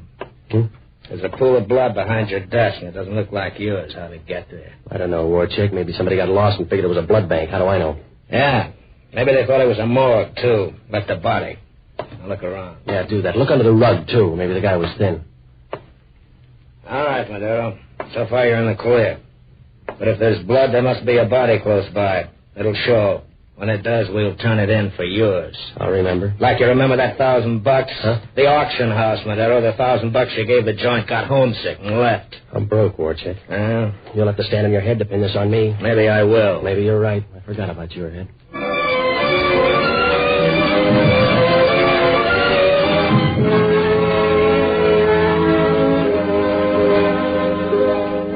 Once Warchek sticks to you, you might as well try to pull a mustard plaster off a throw rug. He stood there for a minute blinking at the light, and you could see big pebbles of sweat standing out on his forehead. He took a handkerchief out of his pocket, and when it came down, it was wet enough to wash all the windows in lower Manhattan. After a while, he walked out. I watched him out of the window. I tried to figure how I got into this. It was like trying to trace back a conversation to see what word started it. There were lots of questions, and not too much time. Why was a saxophone in a grocer Reed's worth all that dough? And who left his blood on my rug as a deposit? The girl must have known what was in the case, but why did she leave it with me? Oh, I couldn't make it add up, so I looked up the only good guy I know, a waterfront priest named Father Leahy. He knows most of the bad boys around the piers, and he's heard enough sins to start an art colony. Around Lofty's, they got his name above the line, and that's a tough trick, because along the waterfront, an archangel couldn't get a cup of coffee without hucking a wing. I found him over at the parish house having dinner. Hello, Johnny. You want some wine? No, thanks, Father. That's one of the good things about this job. You get wine with your meals. Yeah, I know. Except you got to watch out. I knew a guy in the seminary liked to eat between meals. Yeah. But the bishop fixed him. He sent him to a rich parish, and the guy had to throw away half his sermons. I'm in trouble, Father. Did you buy elevator shoes, or is that a bump on your head? Somebody knocked me down when I wasn't looking. Did you get the license number? It just felt like a truck. I got hit with a club. That's why I want you to help me, Father. Johnny, you misinterpret my mission in life. You need a policeman. I'm only a priest. Besides, I'm eating. Look, Father, homicide wants to tack a murder on me. There goes my appetite. Who's dead? Anybody I could have helped? His name was Charlie Reiser. He was a musician. If he's going in the right direction, he may get some work. How did you meet him? I didn't. I never heard of the guy. It was all a surprise to me. Sounds more like a shock. I got a bum shake from the start, Father. A gal with a big purse promised to pay me something if I'd bid for a black suitcase at an auction. What was the matter with her? Laryngitis? She was trying to keep somebody from noticing her, but she must have weakened in the final stretch. What do you mean? I won the bid with $1,000, but when I came back, the gal was gone. And you were left holding the bag. What was in it? A saxophone and a grocer reeds. You could buy the whole outfit with a $5 down payment. What makes it worth $1,000? I don't know, Father. The sax belonged to Charlie Reiser. A guy named Dunlap offered me $200 for it. All that money for a saxophone, and they wouldn't allow me $40 on that old organ. Dunlap slugged me when my back was turned and piled up a lead. Did the sax go for free? Somebody paid for it. When I woke up, there was a lot of blood on the floor. Yours? It was unclaimed, but I have an idea a body's going to turn up without it. You have nothing but murder on your mind, Johnny. Why don't you settle down with a good book? If Warcheck tags me, I'll have to borrow yours, Father. Right now, I need you to check on a few people for me. Sure, but I'll need a couple of names for them first. You know a lot of the combo boys, Father. Check up on Charlie Reiser's friends, especially his women, and find out where Larry Dunlap fits in. Will you do it, Father? Yes, Johnny, I'll do it. But if I find out you're calling them wrong, I'll drop over to Warcheck's side. Thanks, Father. If you help me out of this, you're a good guy. You're an angel. But stop pushing me. I'm not that anxious yet.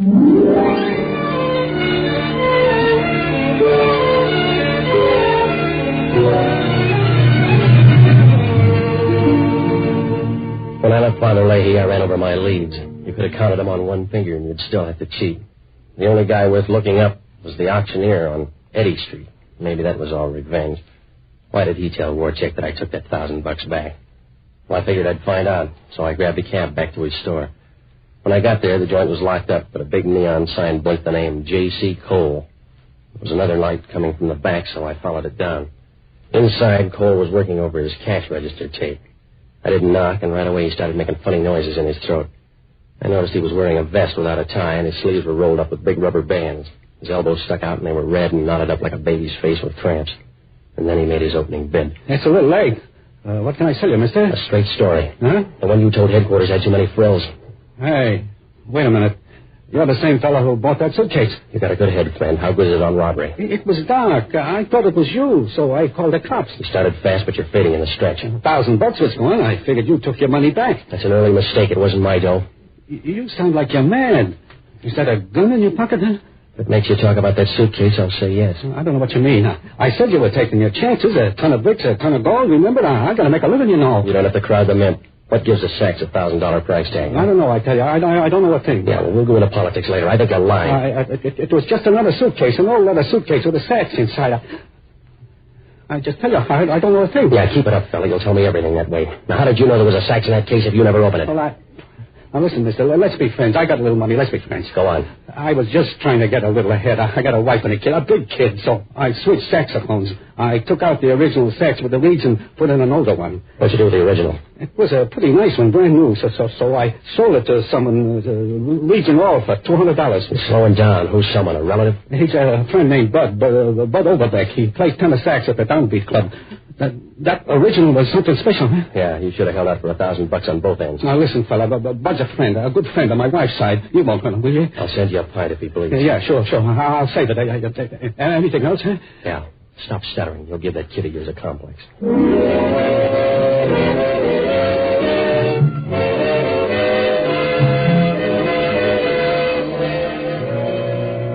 When he opened the door, you could tell he wanted to shake me worse than a summer cold. I didn't like him any better, but he'd given me something solid to work on. So I got over to the club Downbeat. It's a jazz cellar that warms over King Oliver at 6 bits a throw. 5-piece combo was writing a chorus slow and easy, and you knew the only notes they ever read were on IOUs. There were a dozen or so jazz fans huddled around the bandstand, and if you looked real close at their faces, you saw something that looked like pain. I asked the bartender who Overbeck was, and He pointed out the blonde kid with a face made of warm putty playing a black saxophone. I walked backstage to a small dressing room where the boys grabbed their second wind with a short one.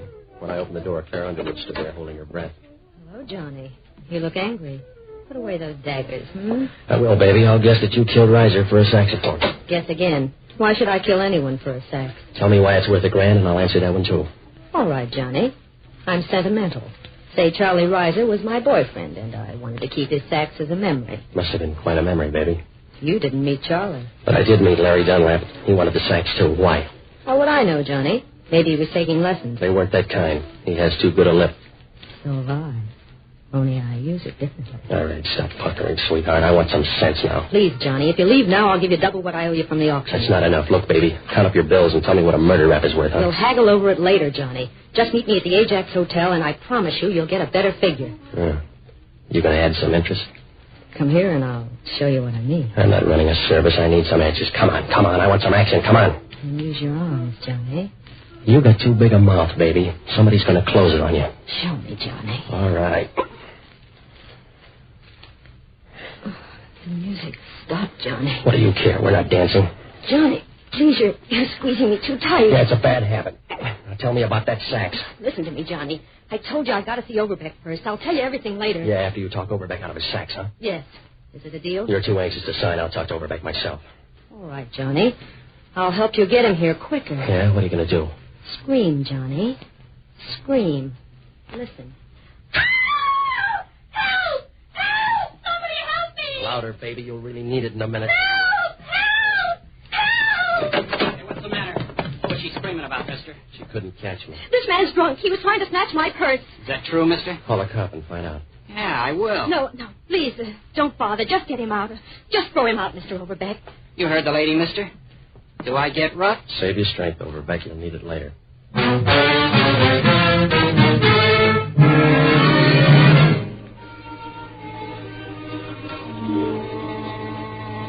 Claire had a nice act, if you didn't mind playing straight man to a vulture. She draped herself on Overbeck's arm, and she looked as cool as a vacation in Maine. As I walked out, Overbeck was still showing his teeth, but it didn't matter because you got the idea he wasn't strong enough to fight off a sneeze. Well, there wasn't much I could do except wait for Claire to show. But it started to drizzle, so I figured my best bet was her hotel. In the lobby, a rose-colored carpet with a touch of yellow jaundice led to the desk. The clerk told me she hadn't come in yet, but for $5 he could tell I was a friend. He gave me her key. I went upstairs, and when I opened Claire's door, I knew something was wrong. A lot of towels were thrown all over the floor, and everything was gone from the closet but the mothballs. Claire had skipped, and before I could walk out, Dunlap walked in. One hand was in his pocket, and the other had enough tape to wrap up a mummy. Can I come in, Madero? You're old enough, Dunlap. Make up your own mind. I have. Where's Claire? You're early. I think she's still busy. Give me a magazine. I'll wait. It'll be a long one. I'm not hanging around. Oh, the fun's just beginning. Sit down. Sit down. I guess I am tired. Yeah, this gun makes everybody drowsy. Now, what's your time with Claire? Nothing that's deep-rooted. Are you writing a column? Yeah, the obituary, and you're going to make the morning deadline. You're too cocky, Dunlap. Don't turn your back. I won't. Claire blew her chance. The best she could do was disarm. Yeah, you ruined my carpet. When they pass your cup around, I'll be jealous. In the meantime, you're going to stick around until Claire brings that black saxophone. I hope she's got some food in the icebox. What do you mean? Well, if you're waiting for that sax, we're going to starve to death. Claire's not going to show. What makes you a prophet? A guy named Bud Overbeck. He had the sax last, and Claire was working him over for it. I'll work you over for less. What are the rest of her plans? She was warm. Maybe she left a smoke signal. All right. You're getting too stubborn. Put away the gun, Dunlap. You can only use one arm. I'll clean the bases with this index finger. Pick a spot to fall. Hey, don't clutter up the floor now, Dunlap. We got company. Hey, what's this, the wrong room? Claire said we'd be alone. We are. Just the three of us. Who's he, Madero? Huh? What are you talking about? Claire told me to come here. She told me to wait for her. Look, fella, save your lip for another chorus. Just tell me where she left you. I don't feel so good. She was at the Downbeat Club. She was helping me put my sax away. I just came up here to wait. We were going to be alone. All right, fella. I'm cutting down the crowd. You with Madero now? I'm leaving. Yeah, I'm going home, too. I feel sick. I'm going home. You'll never make it on your knees. What's the matter? I don't know. I guess I gave the new horn too big a ride tonight. I got a weak heart. Your eyes aren't too strong either. You're walking right into that closet. They told me not to play so hard. Maybe I played too hard. Help me, fella. You look familiar. I seen you somewhere, huh? You look fuzzy. Yeah. I don't know. I feel sick. Someone must have slipped me something. I never like this before. I'm sick. Real sick. You'll never get any sicker, fella.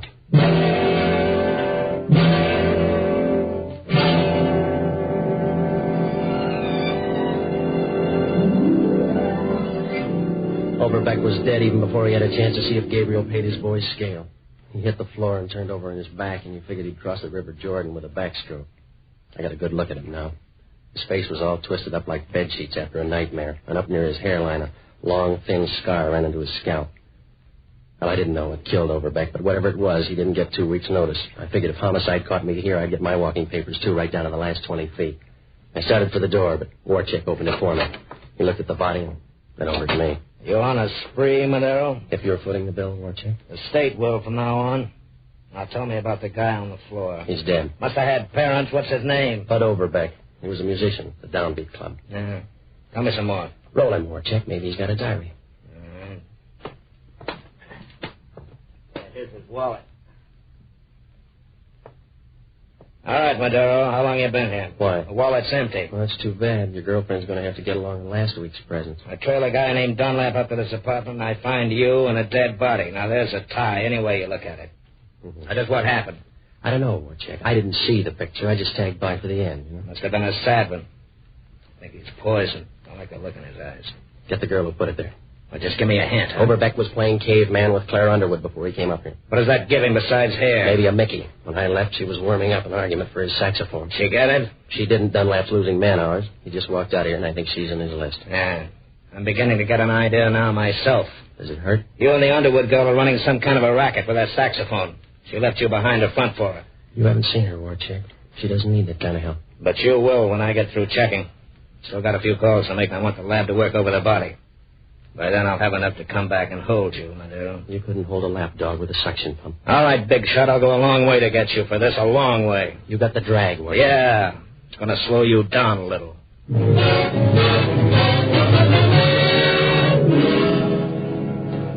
Warchick wanted to mother the body until the coroner came, and when I left, he was squeezing himself into a chair. He fit tighter than a whale in a crib. You could word it any way you liked, but the big riddle was that saxophone. Claire had it, and Dunlap wanted it, and a couple of guys died for it. My only alibi was Dunlap, but you might as well ask Con to hold still for Lewis. I buzzed back to the office, but there was no message from Father Leahy, so I stared out the window for a while, wondering how to bake a cake with a dynamite charge when the phone rang. Yeah. Hello, Johnny. This is Father Leahy. What'd you find out, Father? It's not pleasant, Johnny. I'm down at the morgue. The lab report on Bud Overbeck just came in. He died of poisoning, huh, Father? The bitter kind. Overbeck's heart couldn't stand all that dope. Coroner found a used saxophone reed in Overbeck's pocket. It was soaked in hop. So that's what made that saxophone so big. The grosser reeds. That's right, Johnny. Overbeck was absorbing the stuff while he played. He probably never knew what hit him. Well, what about Reiser? How does he figure? Reiser was making his pin money peddling dope to nightclubs. He was getting his shipments from Mexico. How did Claire and Dunlap figure? There were a couple of partners who wanted to ease out Reiser and go into business for themselves. The idea must have gone to Claire's head. She's doing a solo now, and Dunlap thinks she has the sax. Warchick feels the same way about you, Johnny. He's out to tag you for everything. He's smarter than that. I don't know him that well. But it adds up in his book because he thinks you're leaving town. Someone's booked a passage on the 2 a.m. plane from Mexico this morning in the name of J. Madero. I'm being jockeyed, Father. It's either Claire or Dunlap. They're both as black as sin. Maybe so, but Warchick still thinks you're the dark horse.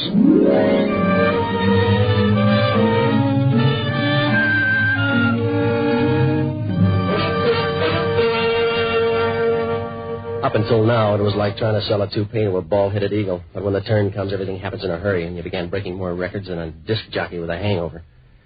If Father Leahy was right, Claire or Dunlap had enough dreams in that saxophone to start a waltz contest, and I knew if they both got out of town, Warchick would be around to tag me for the last dance. So I got out to Mills Field, and out on the far end of the strip, a twin-engine plane was warming up. Claire was standing with her back toward me, and even from here you could see what a stiff tailwind could do to a landing gear. When she saw me, she raised her eyebrows and figured her temperature was even higher. Sorry I had to borrow your name, Johnny. You're too small for it, baby. I got a big ego. And that gun bolsters it, huh? That's my story. Well, tell it to homicide. They'll take a nibble on either you or Dunlap. Better throw him Dunlap. I got a date in Mexico City. It's a blind one, baby. You're going in the wrong direction. Larry, what are you doing here? I thought you were... I want those reeds, baby. You'll be peddling pencils when I'm through with you. I'll leave the sights, too, baby. I'll be lonely. You won't need that kind of music where you're going, Larry. You're the ones that talk, baby. I trusted you. We were going to do this together. I trusted you. We all make mistakes. You got the short end. I'll stretch it a little. You got another chance. Let's team up again. Sorry, Larry. I'm crowding you out. You only think so. Now get out of my way. I got to make the plane. Make a grave first. I want that stuff. I won't miss again. Stay away, Larry. Put up a sign. Yeah. You missed again. Give me the gun. No, I'm selfish. I'll hold on. Pull him off me, Madero. Pull him off. There's a law. All right, baby. You run out of chances. It's my turn now. No. Please, Larry. Put the gun away. You win. I'll split it with you now. You win. Honest, Larry, you win. Just to show you I agree. You're through, guy. Drop the gun. Yeah. What are the odds of my getting away in that plane? 70-30, maybe. Things are too tough at 50-50. Come on, I'll ride downtown with you.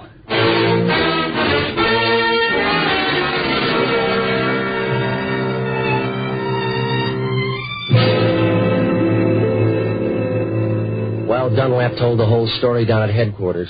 It seems that Reiser, Claire, and he were buying dope from Mexico and peddling it here in the form of soaked-up reeds. Reiser was contact man in Mexico, but the only way they knew him down there was by his black saxophone. Claire and Dunlap decided to narrow the profits down to 2 by shooting Reiser and taking over. Claire used the gun, and, well, that started her to thinking that she could do even better with a single act. She needed that black sax, though. Reiser got wind of it and hid the sax with the reeds in the basement. His landlady found it after he was tumbled and sold it to that auction house. And Claire had me buy it and then followed me back to the office where she tried to peg down Dunlap. The sax she took turned out to be a phony because the auctioneer had already sold the black one to Bud Overbeck. The track was switched to him, but not soon enough. Overbeck didn't know the reeds were loaded, and after an all-night jam session, he folded up with a heart attack. Well, Warchek asked only one question. Wasn't it tough luck for an innocent guy like Overbeck?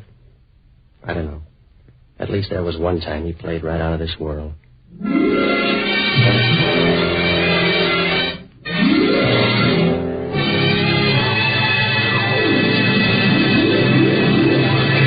Johnny Madero, Pier 23, starring Jack Webb as Johnny Madero, has been presented by the Mutual Network. Johnny Madero is written by Herb Margolis and Lou Morheim. Gail Gordon played Father Leahy, and Bill Conrad played Inspector Warchek of Homicide.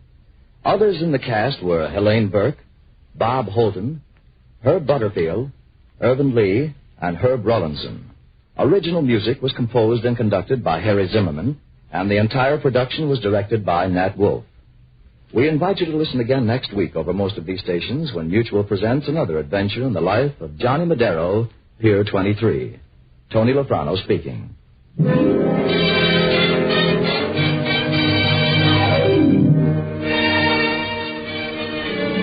program came to you from Hollywood. This is the Mutual Broadcasting System.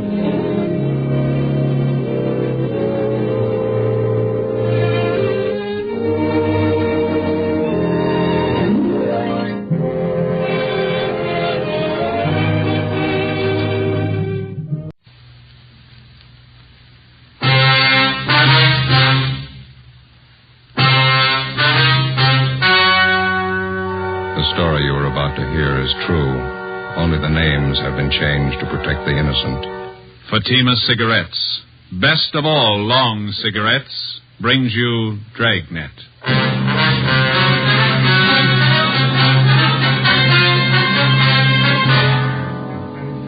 You're a detective sergeant. You're assigned to Juvenile Bureau. A pair of fake talent scouts are at work in your city. Their victims, young girls seeking careers in Hollywood. The criminals are vicious and relentless. Your job, get them. You'll be amazed when you compare Fatima with other long cigarettes. You'll find they now cost the same. But in Fatima, the difference is quality. You see, Fatima is the quality king-size cigarette because it contains the finest Turkish and domestic tobaccos superbly blended. And Fatima is extra mild with a much different, much better flavor and aroma than any other long cigarette. So try comparing Fatima yourself. Fatimas now cost the same as other long cigarettes, But your first puff will tell you... Ah, that's different. Yes, in Fatima, the difference is quality. Ask your dealer for Fatima, the quality king-size cigarette. Best of all long cigarettes. Start enjoying Fatima tomorrow.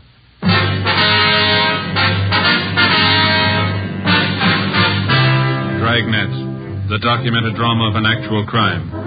For the next 30 minutes, in cooperation with the Los Angeles Police Department, you will travel step by step on the side of the law through an actual case transcribed from official police files. From beginning to end, from crime to punishment, Dragnet is the story of your police force in action. It was Tuesday, May 7th. It was mild in Los Angeles. We were working the day watch out of Juvenile Bureau. My partner's Ben Romero. The boss is Inspector Bowling, Commander, Juvenile Division. My name's Friday. It was 10:13 a.m. when I got to 1335 Georgia Street, second floor. The squad room. Hi. Hi, Ben.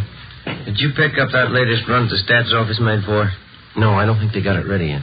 Notice there in the book it's been ready since yesterday. You were over there. You could have picked it up. Well, yeah. What's the matter with you this morning? Don't you feel good? Just this stinking cold seems to be settling in my chest.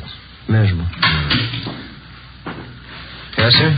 Can I help you? Oh, yes. I'd like some information, please.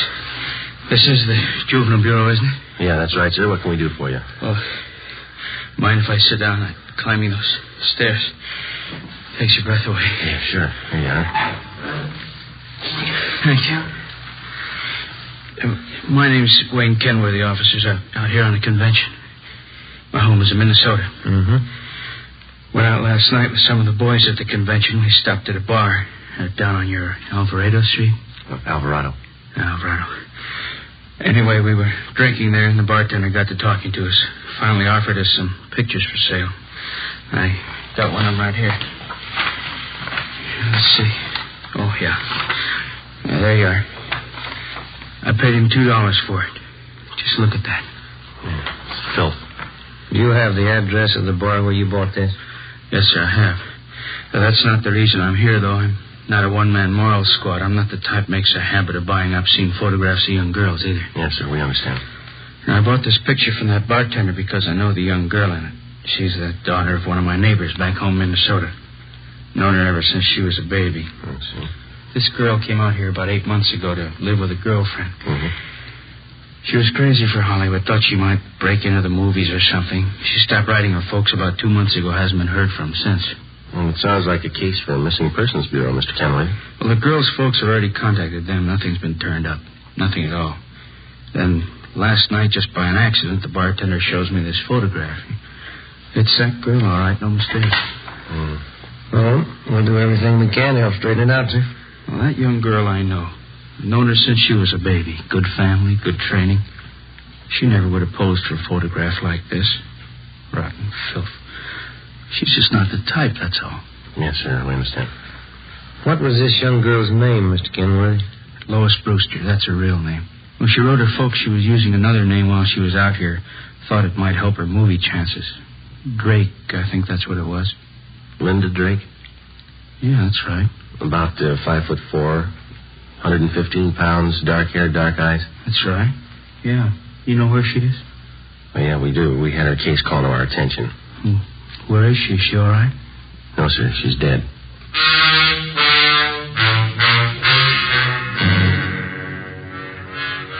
2 days before Mr. Kenworthy walked into Juvenile Bureau, the body of a young girl had been washed up on the shore just below the beach town of Venice. Apparently, she'd taken her own life. The girl was a brunette, attractive, not more than 17 years old. There was no identification on the body except for a rent receipt found in one of the pockets of a cotton jacket that the girl had been wearing. The rent receipt was made out to Linda Drake. It was signed R.L. King, 876 Peoria Avenue. The address was checked out, and R.L. King was found to be the girl's landlady. After identifying the body, she told investigating officers that Lois Brewster, alias Linda Drake, had lived at her rooming house with a girlfriend for about 6 months. The girlfriend's name was Joyce Fowler. The landlady went on to explain that the two girls had moved out about a week before without leaving a forwarding address. The Fowler girl had said that she would call back for any mail that might be delivered to the Peoria Avenue address.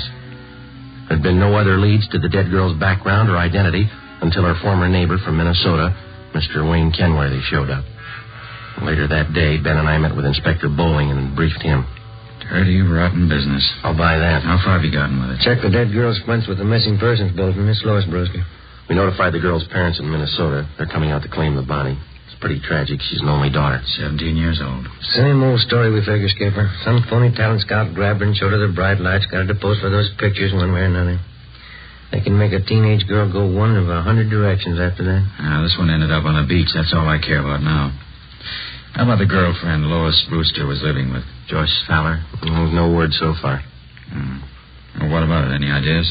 Well, it pretty much depends on finding this Joyce Fowler. There's no background on her. We got out on all points. How about phony talent scouts, cheap modeling schools, photographers? Check out that angle. We put 4 of them away in the past 6 months. Another half dozen are being watched. We can start double-checking them tomorrow. Now, how about that picture that old fella Kenworthy brought in? Any lead there? We gathered a dozen samples just like it. One's as bad as the other. They're all printed on the same quality photographic paper. There's no markings of any kind on them. It's a common type of paper. All right, then get on the distribution angle. Stay on it. Every rotten bum that peddles this trash, you get them. I want them right up the line. Distributors, wholesalers, guy that prints the pictures, guy that takes them, every lousy one of them. I still can't figure. What's that? Well, the Brewster girl is a good home there, good training. She knew right from wrong. Kids don't forget that in a hurry. That might have been her trouble. How do you mean? She remembered it.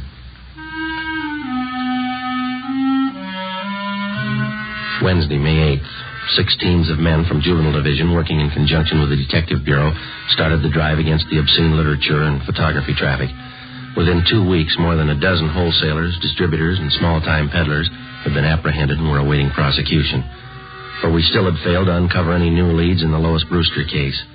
The roommate, Joyce Fowler, the all-important witness in the case, was still missing. No trace of her. The dead girl's parents arrived in the city, claimed the body, and took it back to Minnesota for burial. The drive continued. Another week passed.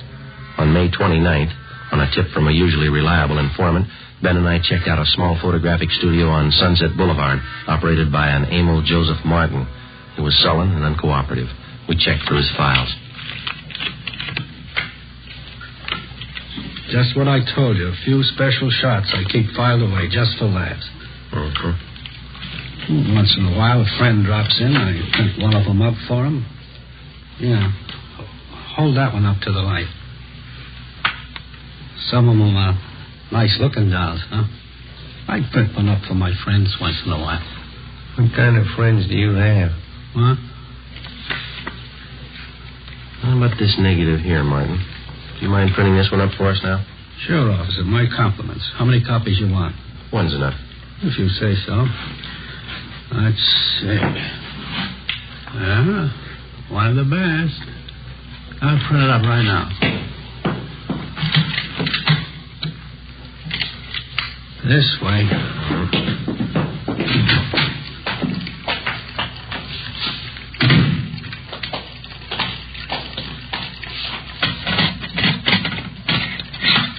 This one's a real collector's item, you know. Yeah, right. A friend of mine got me the negative. $100 it cost me. Worth it, though. I'll make up a couple of pence for you, huh? One's good. Okay, anything you say. You want to get that light switch? Oh, yeah. All right.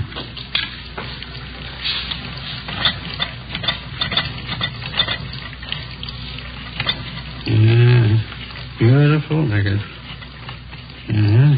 You picked a good one, all right. Yeah. There's the paper in here.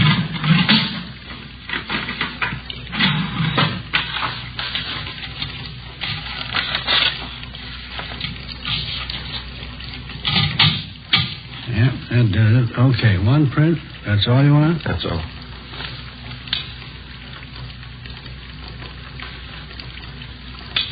Okay, let's put it in the soup.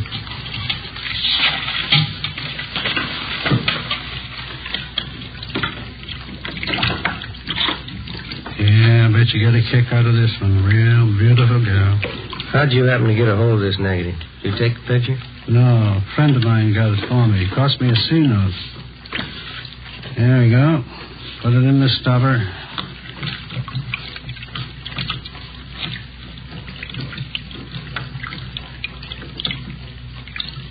There we go.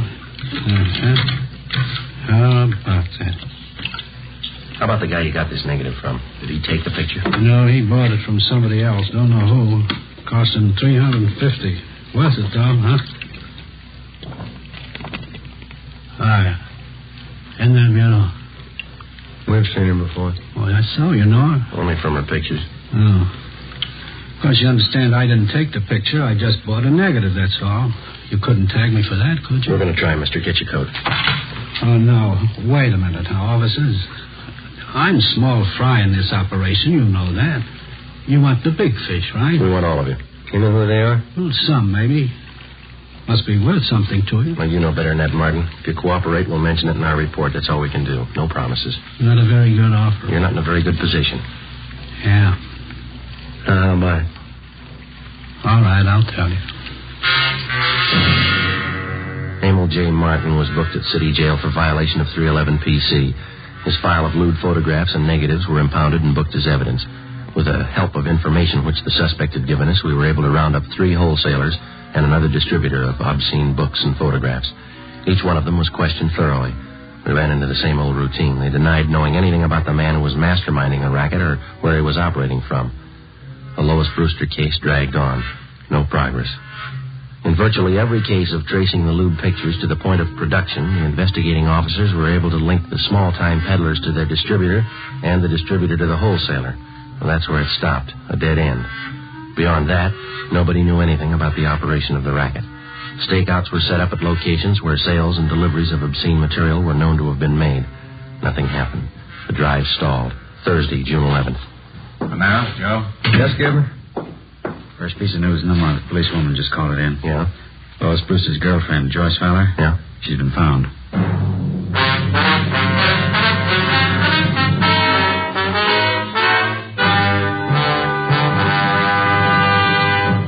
You are listening to Dragnet for the solution to an actual case from official police files. Now, here's a real solution to many of your Christmas shopping problems. If your friends smoke long cigarettes, give the best of long cigarettes. Give king-size Fatima. You see, Fatimas now cost the same as other long cigarettes. But in Fatima, the difference is quality. Quality of tobaccos. The finest Turkish and domestic varieties, extra mild, and superbly blended to give smokers a much different, much better flavor and aroma than any other long cigarette. Quality of manufacture. Smooth, plump cigarettes, rolled in the finest paper money can buy. Quality, even to the appearance of the distinctive royal blue Fatima gift carton, Christmas wrapped and carefully sealed to ensure Fatima's rich, fresh, extra mild flavor. Remember, Fatimas now cost the same as other long cigarettes. But in Fatima, the difference is quality. So this Christmas, give your friends the best. Give Fatima, the quality king-size cigarette. Best of all, long cigarettes.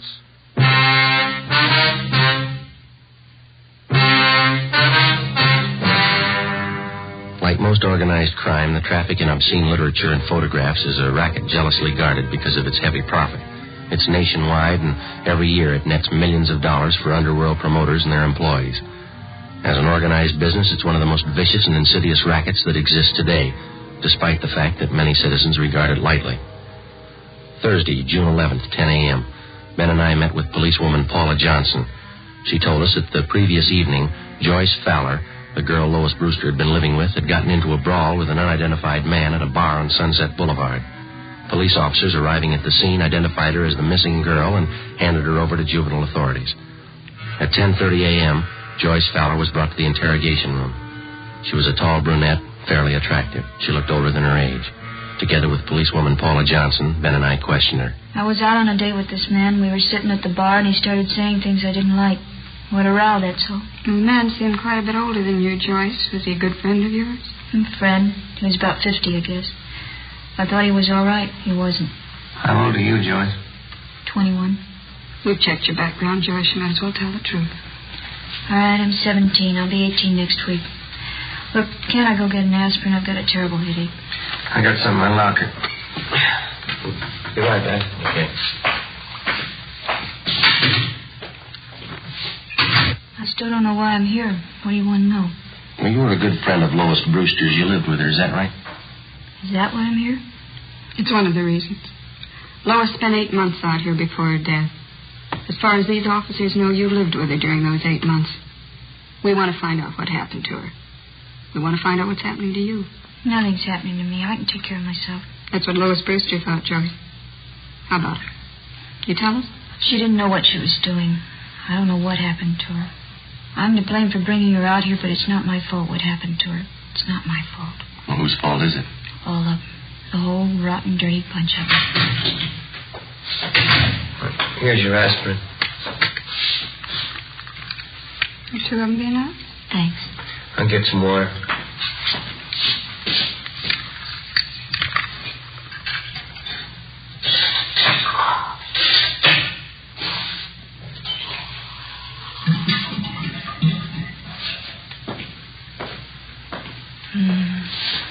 Something wrong, Joyce? Don't you feel well?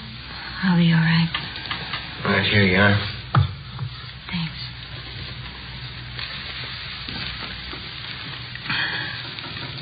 I don't remember too well how it started. Lois came out to Hollywood to live with me for 6 months, you know. Yeah, we know. We tried to get modeling jobs, bit parts in the movies. We didn't have much luck. We had to eat, pay the rent. So we took jobs as waitresses at a drive-in place out on Santa Monica Boulevard. Are you still working there? No, we were only there 2 weeks, and we got this other job. That's when it started. And what was that? One day, these 2 men drove in with a brand new Cadillac, ordered a couple of Cokes.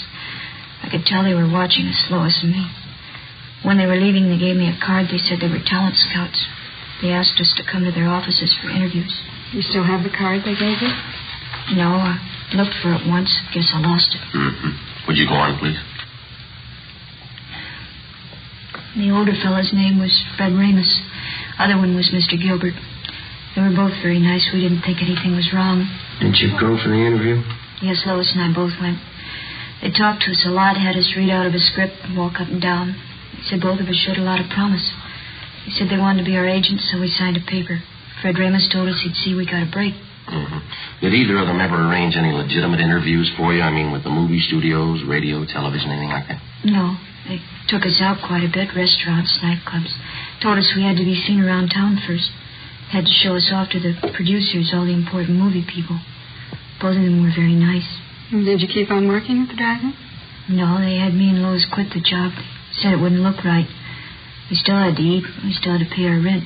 That's when they brought up the idea of the pictures. What pictures do you mean, Joyce? I'm sorry. Could I have some more water, please? Oh, yeah?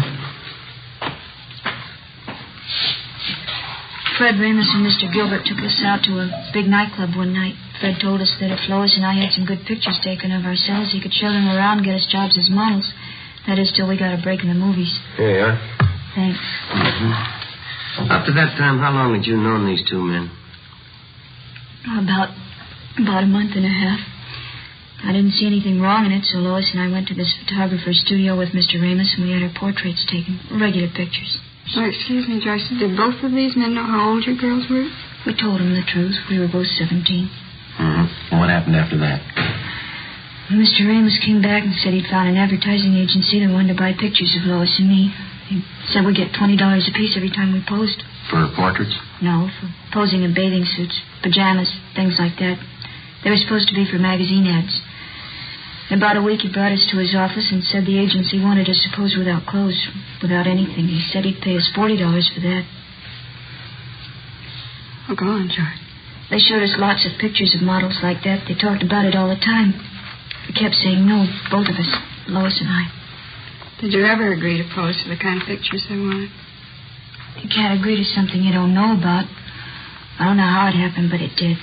Mr. Gilbert and Fred Ramus, they kept taking us out. We used to drink quite a bit with them. Went on for weeks, I guess. One night there was a big party. We drank. Lois and I got separated. I still don't know what happened. I see. Next morning we both woke up with headaches. Fred Ramus came and showed us the pictures. I felt dirty all over. I don't know how it happened, I swear it. Lois began to cry. I hit Mr. Ramus. I slapped him. What does Mr. Ramus tell you? He pretended to be very nice about it. Said he'd pay us well if we go on posing for pictures. the kind he wanted. If we didn't, he said he'd wreck any chance we might have in Hollywood. Said he'd see that the pictures got out. Threatened to send copies to our families, our friends back home. Didn't you think of going to the police? We talked about it. We were afraid of the publicity, the newspapers. We just kept going on, doing what he said. It's like a nightmare. Kept getting worse. We kept getting in deeper. Sergeant, you have that envelope. Yeah.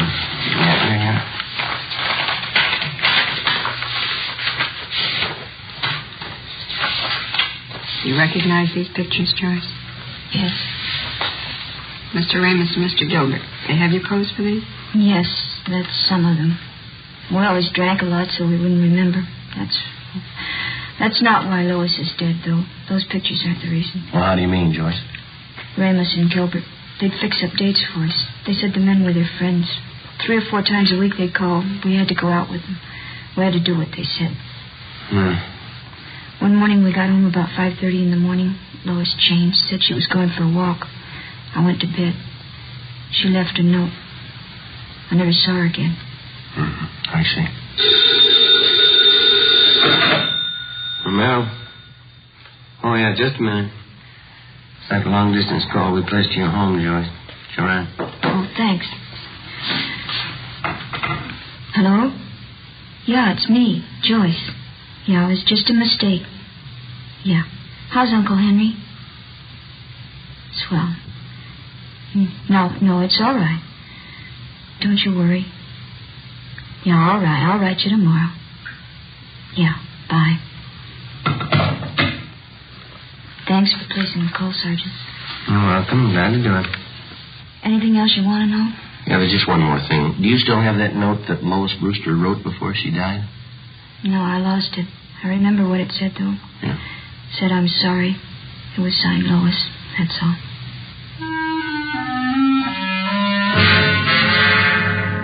Joyce Fowler supplied us with the addresses of Fred Ramos and his partner, Gilbert.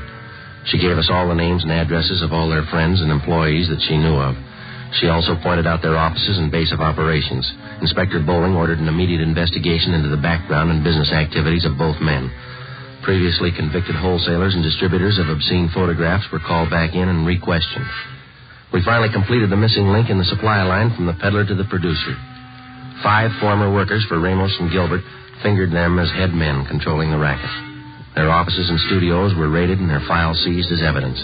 On June 18th, Fred Ramos and his partner, Harold Gilbert, were placed under arrest. What's the pitch, Sergeant? What's this all about? I think you know, Mr. Ramos. You can't tag me on those pictures. You want to get your hat? It's artwork, legitimate artwork. My lawyer can prove that. He better be good. You bet he is. You know, I'm kind of surprised at you cops taking a word to somebody like that Fowler girl. She doesn't know what she's talking about. She's a psycho. Is that right? Why, sure. I tried to do something with her and that girlfriend of hers. I even signed up as her agent. They were hopeless. You've got quite a stack of negatives here. Pictures of both of them, 17-year-olds. They're just candid shots, you know. Spicy for my private collection. There's nothing wrong in that. I figured I'd give the girls a break, let them earn a few bucks. Yeah? Look, I couldn't have treated those girls better. I took them around, showed them the town. Both psychos. I never did trust them. Well, that's the big difference, Ramos. Huh? They trusted you.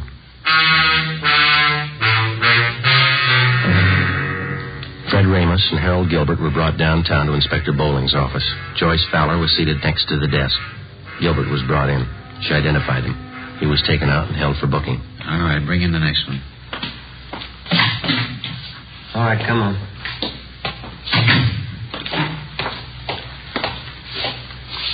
Yeah? Can you identify this man, Miss Fowler? Yes. He's Fred Ramos. What's the trouble, Joyce? Weren't you satisfied with what I was paying you? Could have settled this between ourselves. If you had any beef, you could have come to me. You're lucky, Fred. I'd kill you now if I could. Oh, Joyce, come on now, sit down. All right, Sloan, take him out. Joyce, sit down. Come on, sit down. Be back in a minute, Joe. All right.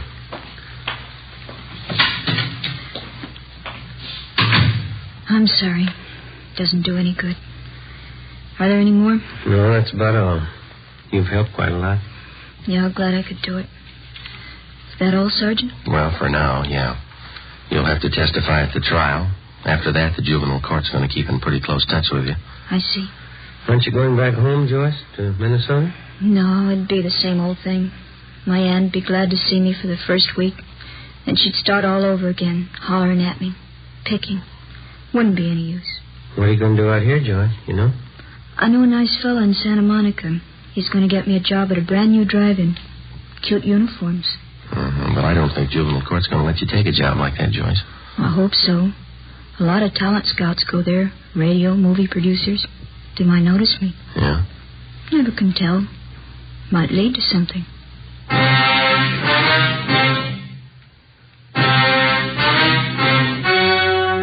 The story you have just heard was true. Only the names were changed to protect the innocent. On October 4th, trial was held in Superior Court, Department 91, City and County of Los Angeles, State of California. In a moment, the results of that trial. Now, here's our star, Jack Webb. Thank you. To get year-round thanks for the gift that you give this Christmas, why not give Fatimas to every long cigarette smoker on your list? Their first pack of extra mild Fatimas will have them convinced, like I am, that in Fatima, the difference is quality. And Christmas Fatimas come in a distinctive royal blue slip-over jacket that makes a perfect gift just as is. Remember, Fatimas now cost the same as other long cigarettes, but in Fatima, the difference is quality. Give Fatimas, the quality king-size cigarette, to every long cigarette smoker.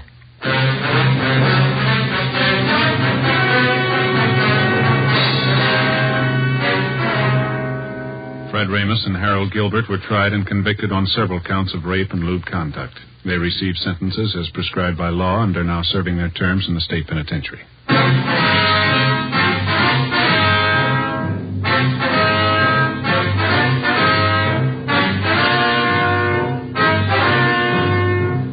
You have just heard Dragnet, a series of authentic cases from official files. Technical advice for Dragnet comes from the Office of Chief of Police W.H. Parker, Los Angeles Police Department.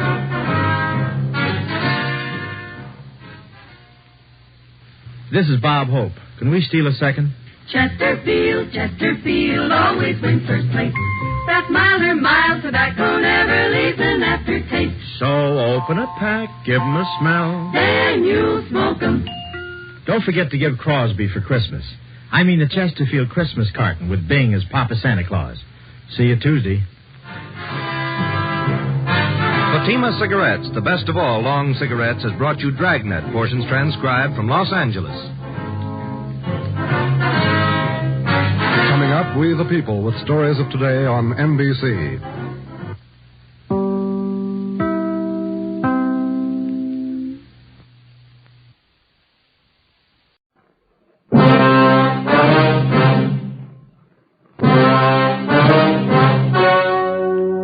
The story you're about to hear is true. Only the names have been changed to protect the innocent. Fatima Cigarettes, best of all long cigarettes, brings you Dragnet.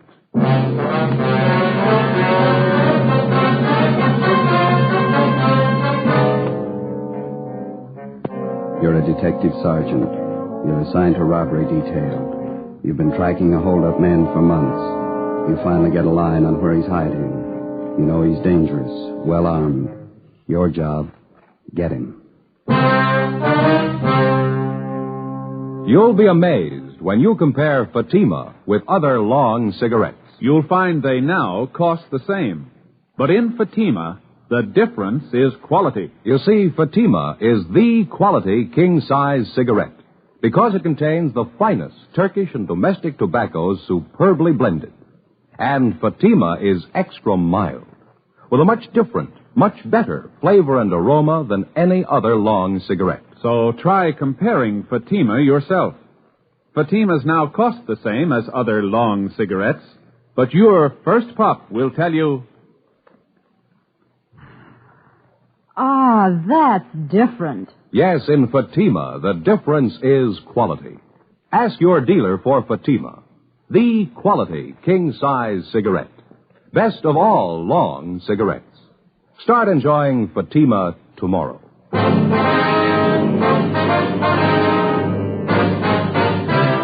Dragnet, the documented drama of an actual crime. For the next 30 minutes, in cooperation with the Los Angeles Police Department, you will travel step by step on the side of the law through an actual case transcribed from official police files. From beginning to end, From crime to punishment, Dragnet is the story of your police force in action. It was Wednesday, March 18th. It was cold in Los Angeles. We were working the night watch out of robbery detail. My partner's Ben Romero. The boss is Captain Ed Walker. My name's Friday. It was 9:48 p.m. when I got to room 27A. Robbery detail. Joe? Hi, you ready to go? Yeah, we better hustle. Here's your top coat, Joe. Oh, thank you, Ben. Where's Tom? We can pick him up down the hall. He's checking out some tear gas shells. Might need them. How about the address? You confirm it? 2100 Buchanan Avenue. It's a corner house. Skipper? You know what to expect when you get out there. Don't take any chances. He's alone in the house, all right? Supposed to be, yeah. That won't give you much of a break. How do you mean? He's heavy on guns. 2 revolvers and a hunting rifle. Yeah. He's not shy about using them. Don't forget it. Right, Ed. Slats, Ben? Let's go. Okay. It's been a long haul. Yeah, I hope this washes it up. Hunting rifle, couple of revolvers. What do you think, Joe? Well, 18 robberies in 3 months. You know the guy as well as I do. Yeah. What's your guess?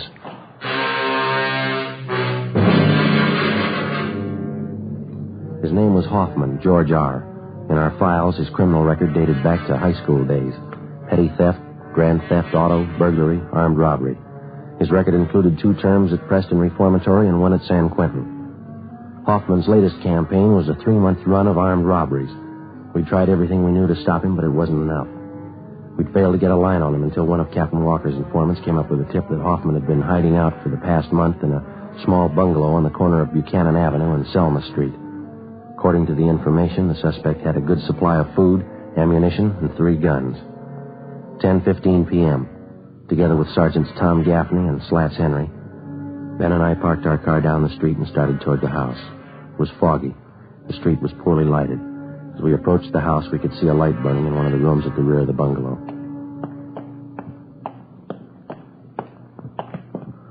The light in the back room, Joe, just went out. Yeah. Slats, you and Tom want to cover the back? Right. Let's go, Tom. Be careful. Yeah. All right, Ben. Easy, huh? Mm-hmm. Wait a minute, Joe. Huh? Curtains in that corner room. I thought I saw him move. Come on, Ben, the front door. Come on. Come on, hit it. Yeah. Come on, hit it again. Yeah, all right. Come on. You got it blocked or something. Something piled against. Come on, once more. Watch the furniture, Joe. Yeah. That front room's clear. Joe! In the back! Come on. Went out the side window. Where'd he go? Across the street. Got him pinned down behind that car there. He's in the car. All right, let's go for the tires. All right, Hoffman, give it up. Cover this end, Slats. Right. Ben, that hedge across the street, you see it? Yeah, okay. All right, let's run for it. Come on. You okay, Joe? Yeah. Hoffman, you haven't got a chance. Throw out your guns. Okay, Ben, give it back. All right! I'm coming out! Throw out your guns. Throw them in the street. Here they are! All right, get out of the car. Hands behind your head. Come on. Uh-huh.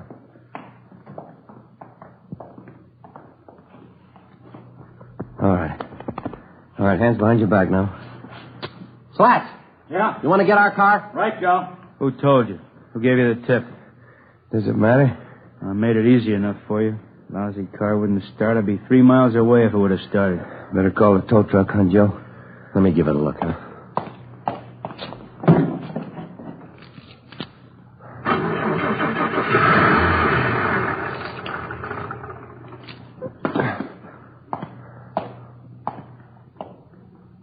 Lousy luck, that's all it is. What was wrong with it, Joe? I tried it. It wouldn't start for me. You should have turned on the ignition. George Hoffman was taken downtown and booked on suspicion of robbery. At a special show-up, he was identified by more than a dozen of his robbery victims. Between his arraignments and his preliminary hearings, we worked together with the district attorney's office in lining up witnesses and preparing the evidence against the suspect. We figured we had an airtight case.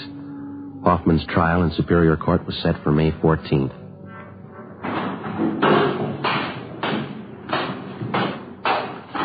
Hi, Joe.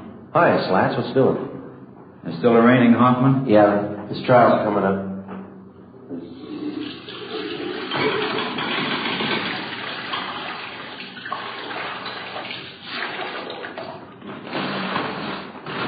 Hey, what happened to your eye?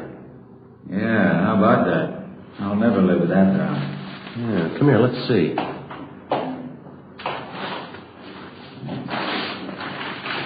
First real black eye I ever had. Had them bruised plenty. They hurt, you know. Yeah, how'd that happen? Well, every week Gaffney and I go up to the neighborhood boys club after work to help coach the kids at sports, you know. Mm-hmm. Well, last week we had boxing lessons. Yeah. I was coaching this one youngster. He turned out to be a lot quicker than I thought. You're really connected. Mm-hmm. I guess everybody in the building's heard the story, huh? Yeah, just about. Gaffney took care of that. Captain called me in this morning, asked me if I wanted to file assault charges against the kid. Some joke. Mm-hmm. Never fails. You still coaching the kids up there? No, not this week. Kids are supposed to get lessons in wrestling. I'm not taking any chances. Yeah? They've been watching television for months. I'll see you later, Madero. Yeah. Okay. Oh, nice, nice. Hi, Ben. How you doing? Pretty good. Put your coat on, Joe. Yeah? What's the matter? George Hoffman. Yeah? He just broke jail. The morning of his escape, Hoffman was scheduled to appear in Superior Court for arraignment. According to routine, he was taken from his county jail cell on the 12th floor of the Hall of Justice and escorted to the jail shower room on the 14th floor. There he was to take a bath, change to his civilian clothes for his appearance in court. While he was in the shower room, he turned on the hot water faucets, filling the room with steam to hide his actions from the guard. He succeeded in forcing his way out through one of the windows, climbed up one story to the roof. Realizing that he couldn't escape down through the building, he lowered himself over the ledge of the roof and, using the narrow crevices between the bricks to hold on, he climbed 7 stories down the outside of the building. At the 8th floor, he found an open window and got inside. He slugged the bailiff, who tried to stop him, and then ran down the remaining flights of stairs into the street and disappeared in the crowd. 20 minutes later, he robbed a dentist's office at 3rd and Los Angeles Streets and got away. Police and sheriff's deputies covered the city for him. Ben and I were among them. 11:55 p.m. We checked back in with Captain Ed Walker.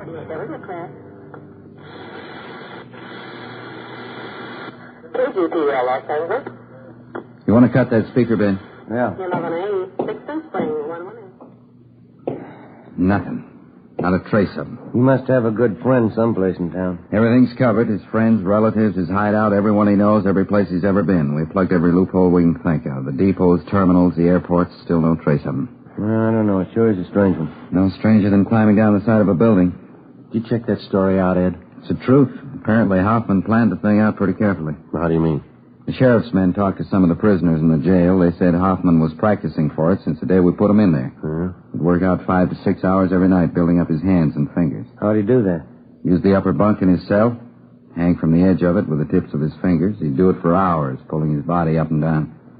Made little grooves in the wall, dug his fingertips into them. Prisoners say he got so he could hold himself up like that 10 minutes at a stretch. Yeah, that's pretty amazing. How about the bailiff he slugged? He'll be all right. A couple of bad bumps on the head, that's all. Robbery, Walker. Oh, yeah, Little John. I sent them out about 10 minutes ago to relieve you. Yeah, they ought to be there pretty soon. Right. How about our schedule, Ed? As far as I know, we're going all night on this thing.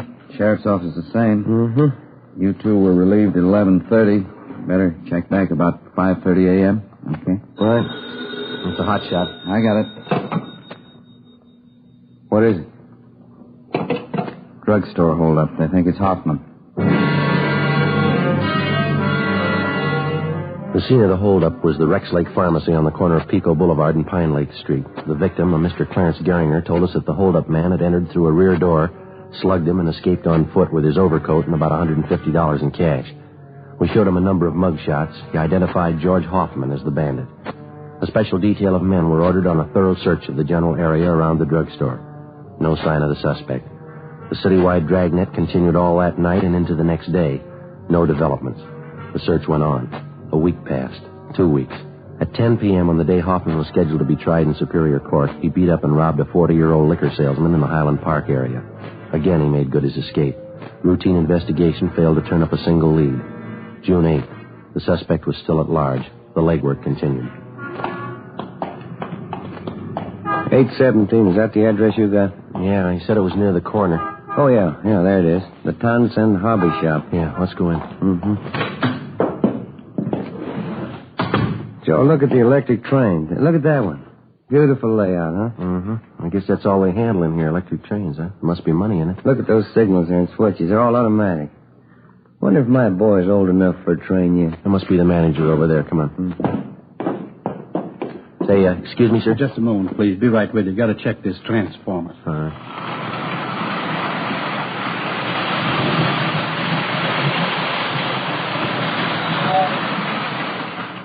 Uh-huh. Automatic coupling on the tanker car looked out of kilter. My mistake. Now let's see, Jim.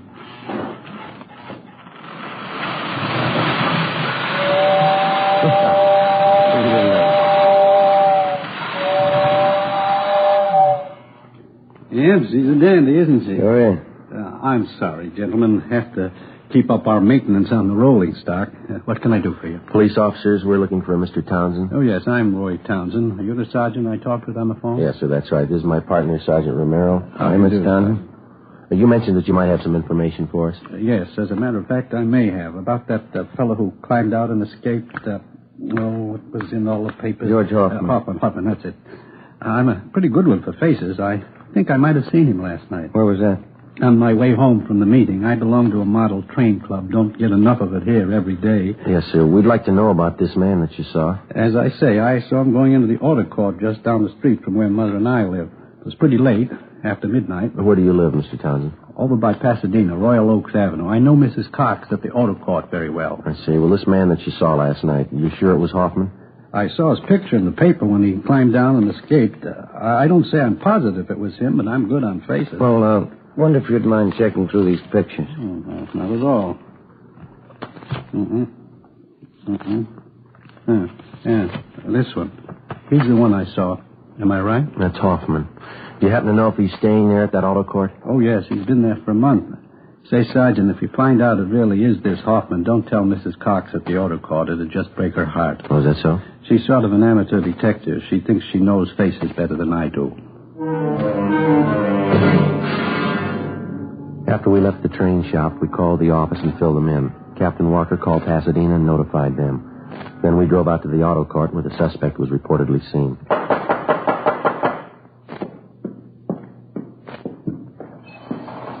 Yes, you want something? Yeah, are you Mrs. Cox? Yes, I'm the manager here. If you want lodgings, we're filled up. You might try the Golden Eagle straight down the street there. Police officers, Miss Cox. Do you have Mr. Hoffman staying here? Hoffman? No, I don't. Got a Hoffmeyer, though. You sure that's not it? Well, would you look at this picture, ma'am? Recognize it? Well, yes, but his name's not Hoffman. It's Kane. Number 23. He's not in, though. Left this morning. Oh, is that so? Yes, won't be back for another hour.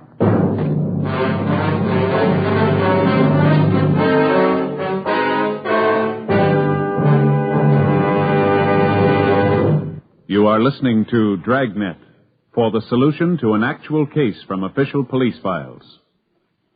Now, here's a real solution to many of your Christmas shopping problems. If your friends smoke long cigarettes, give the best of long cigarettes. Give king-size Fatima. You see, Fatimas now cost the same as other long cigarettes, but in Fatima, the difference is quality. Quality of tobaccos. The finest Turkish and domestic varieties, extra mild and superbly blended, to give smokers a much different, much better flavor and aroma than any other long cigarette. Quality of manufacture. Smooth, plump cigarettes, rolled in the finest paper money can buy. Quality, even to the appearance of the distinctive royal blue Fatima gift carton. Christmas wrapped and carefully sealed to ensure Fatima's rich, fresh, extra mild flavor. Remember, Fatimas now cost the same as other long cigarettes, but in Fatima, the difference is quality. So this Christmas, give your friends the best. Give Fatima, the quality king-size cigarette. Best of all long cigarettes.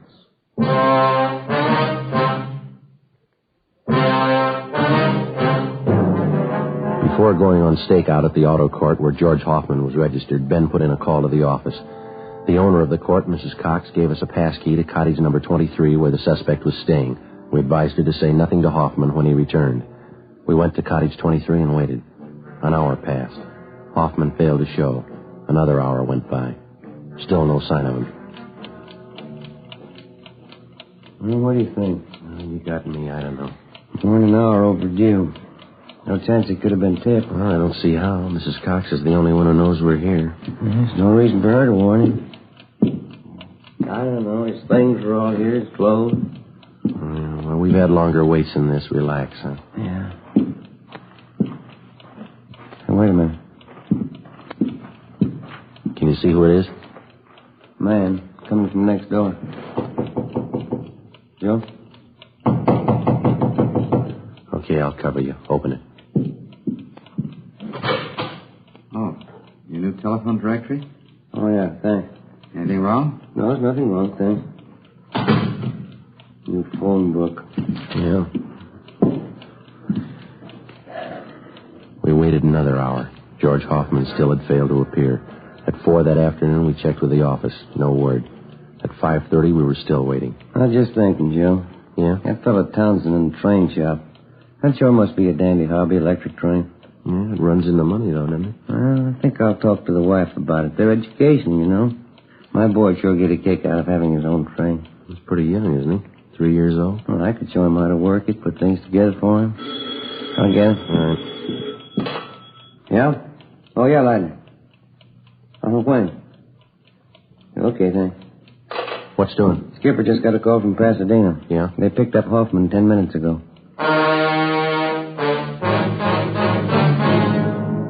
The suspect, George Hoffman, was taken back to Los Angeles and lodged in county jail. This time there was no escape. At his Superior Court trial on August 16th, he was convicted on several counts of armed robbery and sentenced to the state penitentiary. From August to January of the following year, the months went fast. We washed up a string of liquor store holdups just before Christmas, got 2 days off. My Uncle George and Aunt Allen came down from Renton, Washington to visit with my mother during the holidays. In January, Ben was off work for a week with a bad dose of flu. Another 5 months went by. Toward the end of June, we got word that George Hoffman was no longer at the state penitentiary. After serving 11 months, the former holdup man had been paroled into the Army with the provision that he serve overseas. Another 3 weeks passed. July 12th, Tuesday, Ben and I had lunch at Koken's Cafe and checked back in at the office. I wish Koken would change his menus a little oftener. Fried beans and pastrami sandwiches seems to have the same thing every time. Well, you sure dug into them. I got the idea that you'll like them. Like them all right. I just eat too much, that's all. 3 sandwiches, 2 plates of beans. No wonder I never ate dinner. Dan? Joe? Yeah. You two back from lunch? I want to grab a sandwich. Yeah, go ahead, Slats. We can cover. Okay, thanks. Say, there's somebody waiting in the next room for you. Wants to see you. Okay, see you later. Right. Want to see who it is, Joe? I'll check the book. Yeah, all right, fine. Yes, sir. My name's Friday. You want to see me? Yeah, that's right, Sergeant. Remember me? George Hoffman? Oh, yeah, Hoffman. The Army uniform there. I didn't recognize you. Yeah, I thought it might fool you. I guess you heard about me. Good break, huh? I'm glad you feel that way. How you doing with the Army, huh? Pretty good. I like it. That's fine. Just thought I'd drop up and see you, fellas. You still that partner you had? What's his name? Rodriguez? Romero. Yeah, we still work together. Yeah, Romero. I knew it was some kind of name like that. Yeah, well, come on in, Hoffman. Oh, thanks.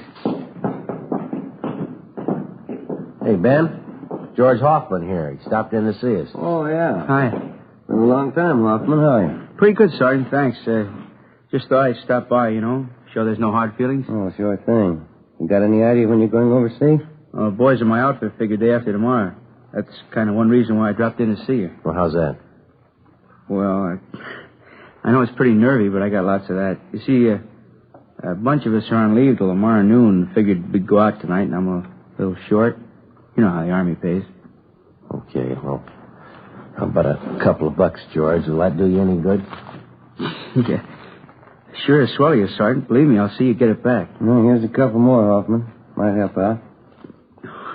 Well, it's no use telling you how much I appreciate it. I give you my word I won't forget it. I'm going to pay this money back to you. Oh, forget it, George. We're glad to help you out. Well, thanks again for the touch, huh? Sure nice of you. Okay. Now, drop a card if you get a chance. Like to hear how you're doing over there. Sure thing. See you later, huh? Right. Good luck to you, boy. Well, looks like a turn for the better anyway, huh? Mm-hmm. But it was my last $2, doggone it. It never failed. Well, we had to give him something. Yeah, but what do I do for lunch money tomorrow?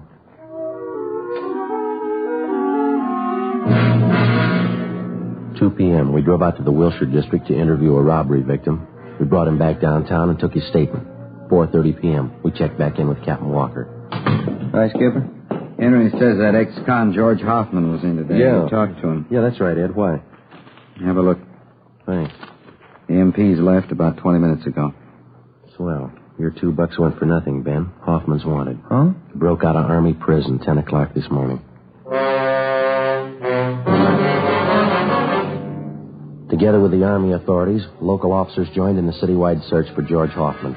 At 10 o'clock that night, a food market on Santa Fe and Rialto was robbed and the proprietor beaten.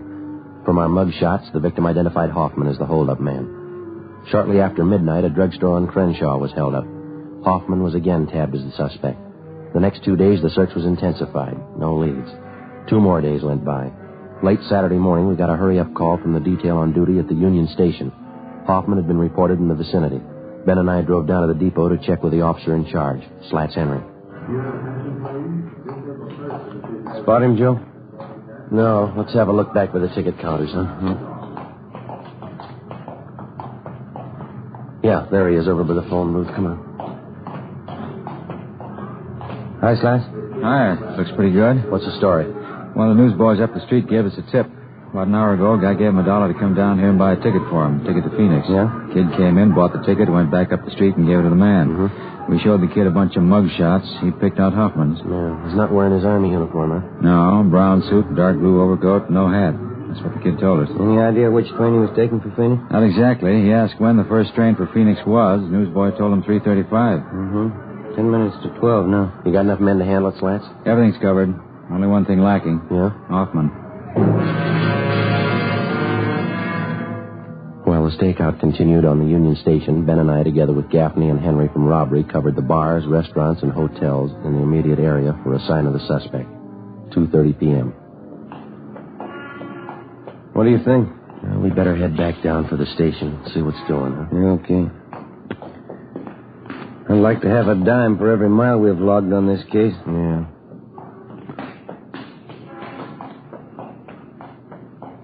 Joe, have a look.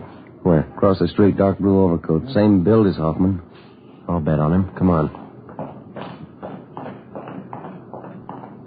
He spotted us. Yeah, that's Hoffman. Come on. Now, pick it up. Yeah. I lost him, Joe. Where'd he go? Turn down First Street. Come on, hurry. Yeah. Across the street, Ben. Yeah. Watch the traffic. Where'd he go? I see him. That antique store on the corner. He ran in there. Come on. Yeah. There he is. All right, Hoffman. Out of the way, mister! All right, hold it right there, Hoffman. I'm coming out! Move! Watch it, Joe. I said I'm coming out, you hear me? You're going the hard way, George. Come on, drop it, drop it!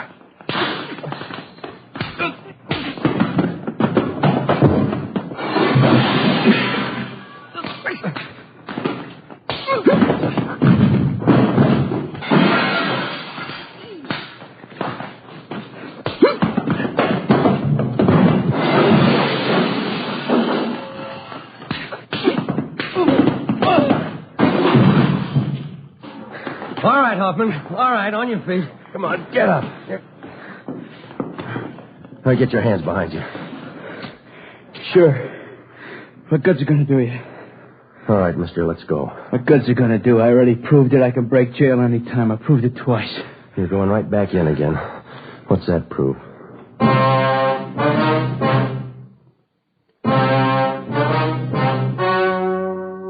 The story you have just heard was true. Only the names were changed to protect the innocent.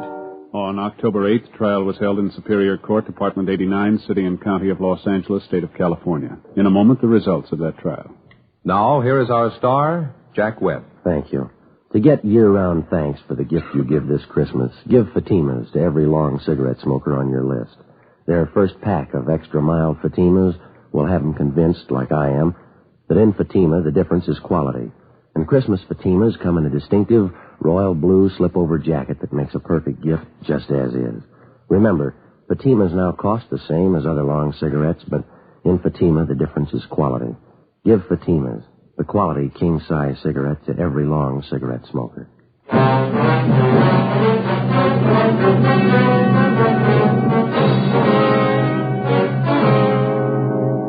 George R. Hoffman was tried and convicted on several counts of robbery and received a life sentence as a hardened criminal. After serving 10 months of his sentence, Hoffman attempted an escape and failed. A few weeks later, he took his own life in his prison cell by hanging. Ladies and gentlemen, next week, in answer to your requests, Dragnet will repeat A Gun for Christmas, the actual case history broadcast last year during the Yuletide season. That's next Thursday, December 21st.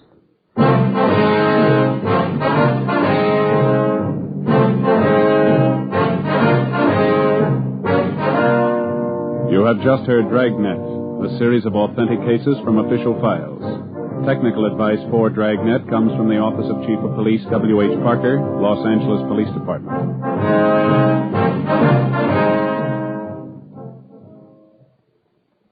This is Bob Hope. Can we steal a second? Chesterfield, always wins first place. That milder, mild tobacco never leaves an aftertaste. So open a pack, give 'em a smell. Then you smoke 'em. Don't forget to give Crosby for Christmas. I mean the Chesterfield Christmas carton with Bing as Papa Santa Claus. See you Tuesday.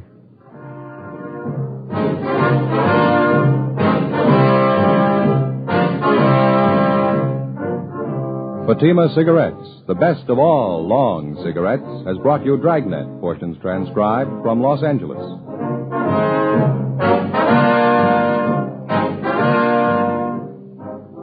We the People is next with more good times on NBC.